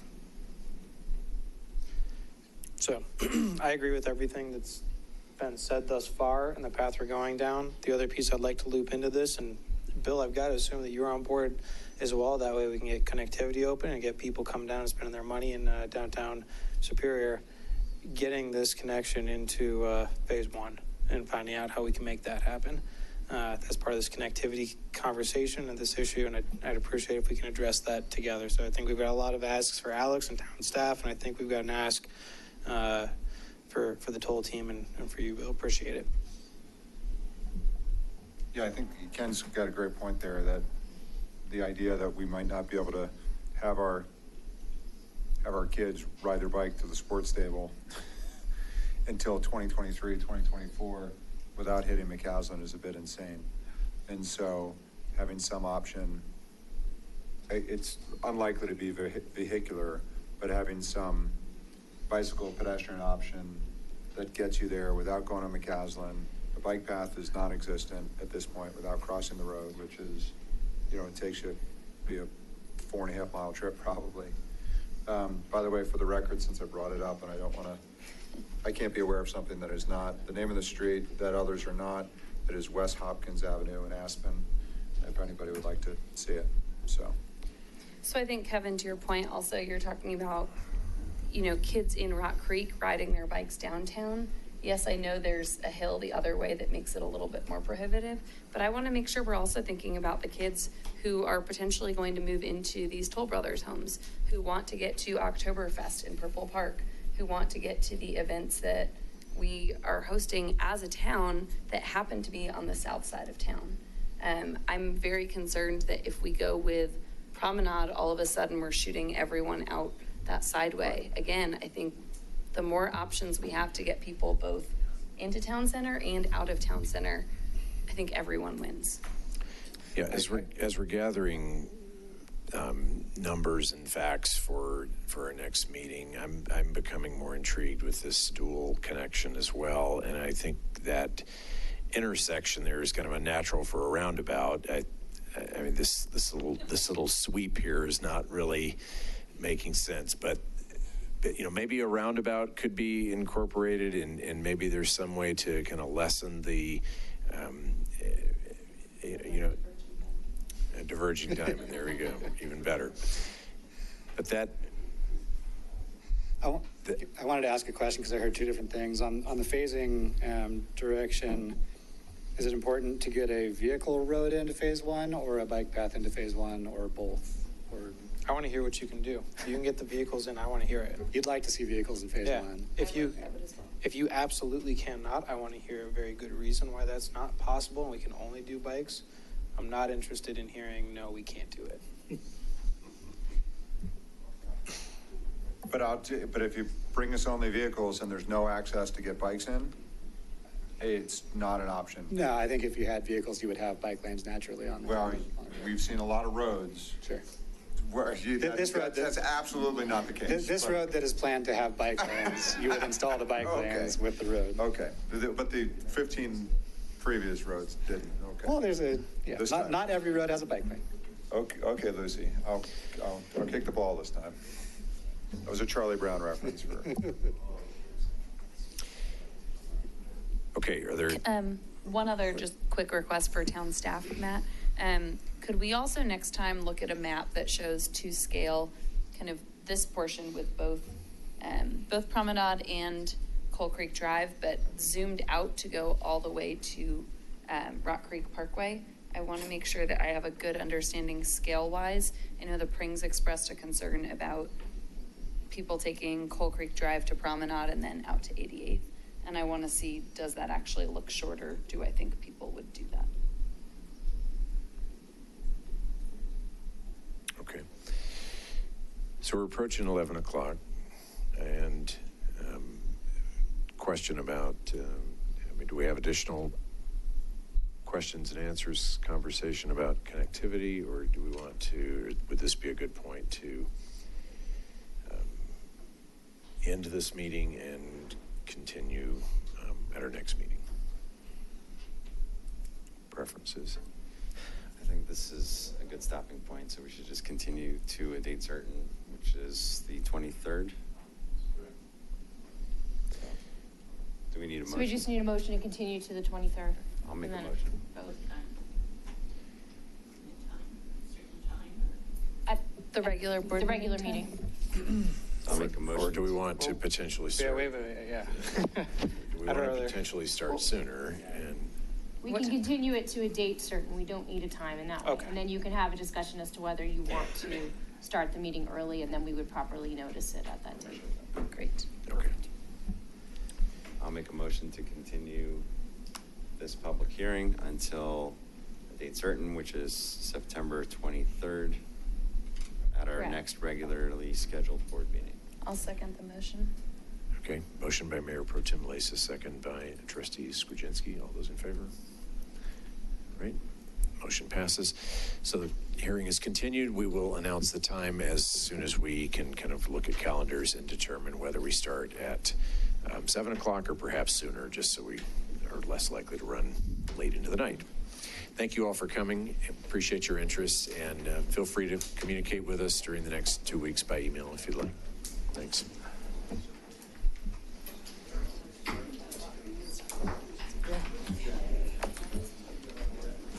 So since the public hearing is still open, emails are good. People can email us about this FDP and it goes into the public record. No, it goes in the public record now. So right. Okay, sure.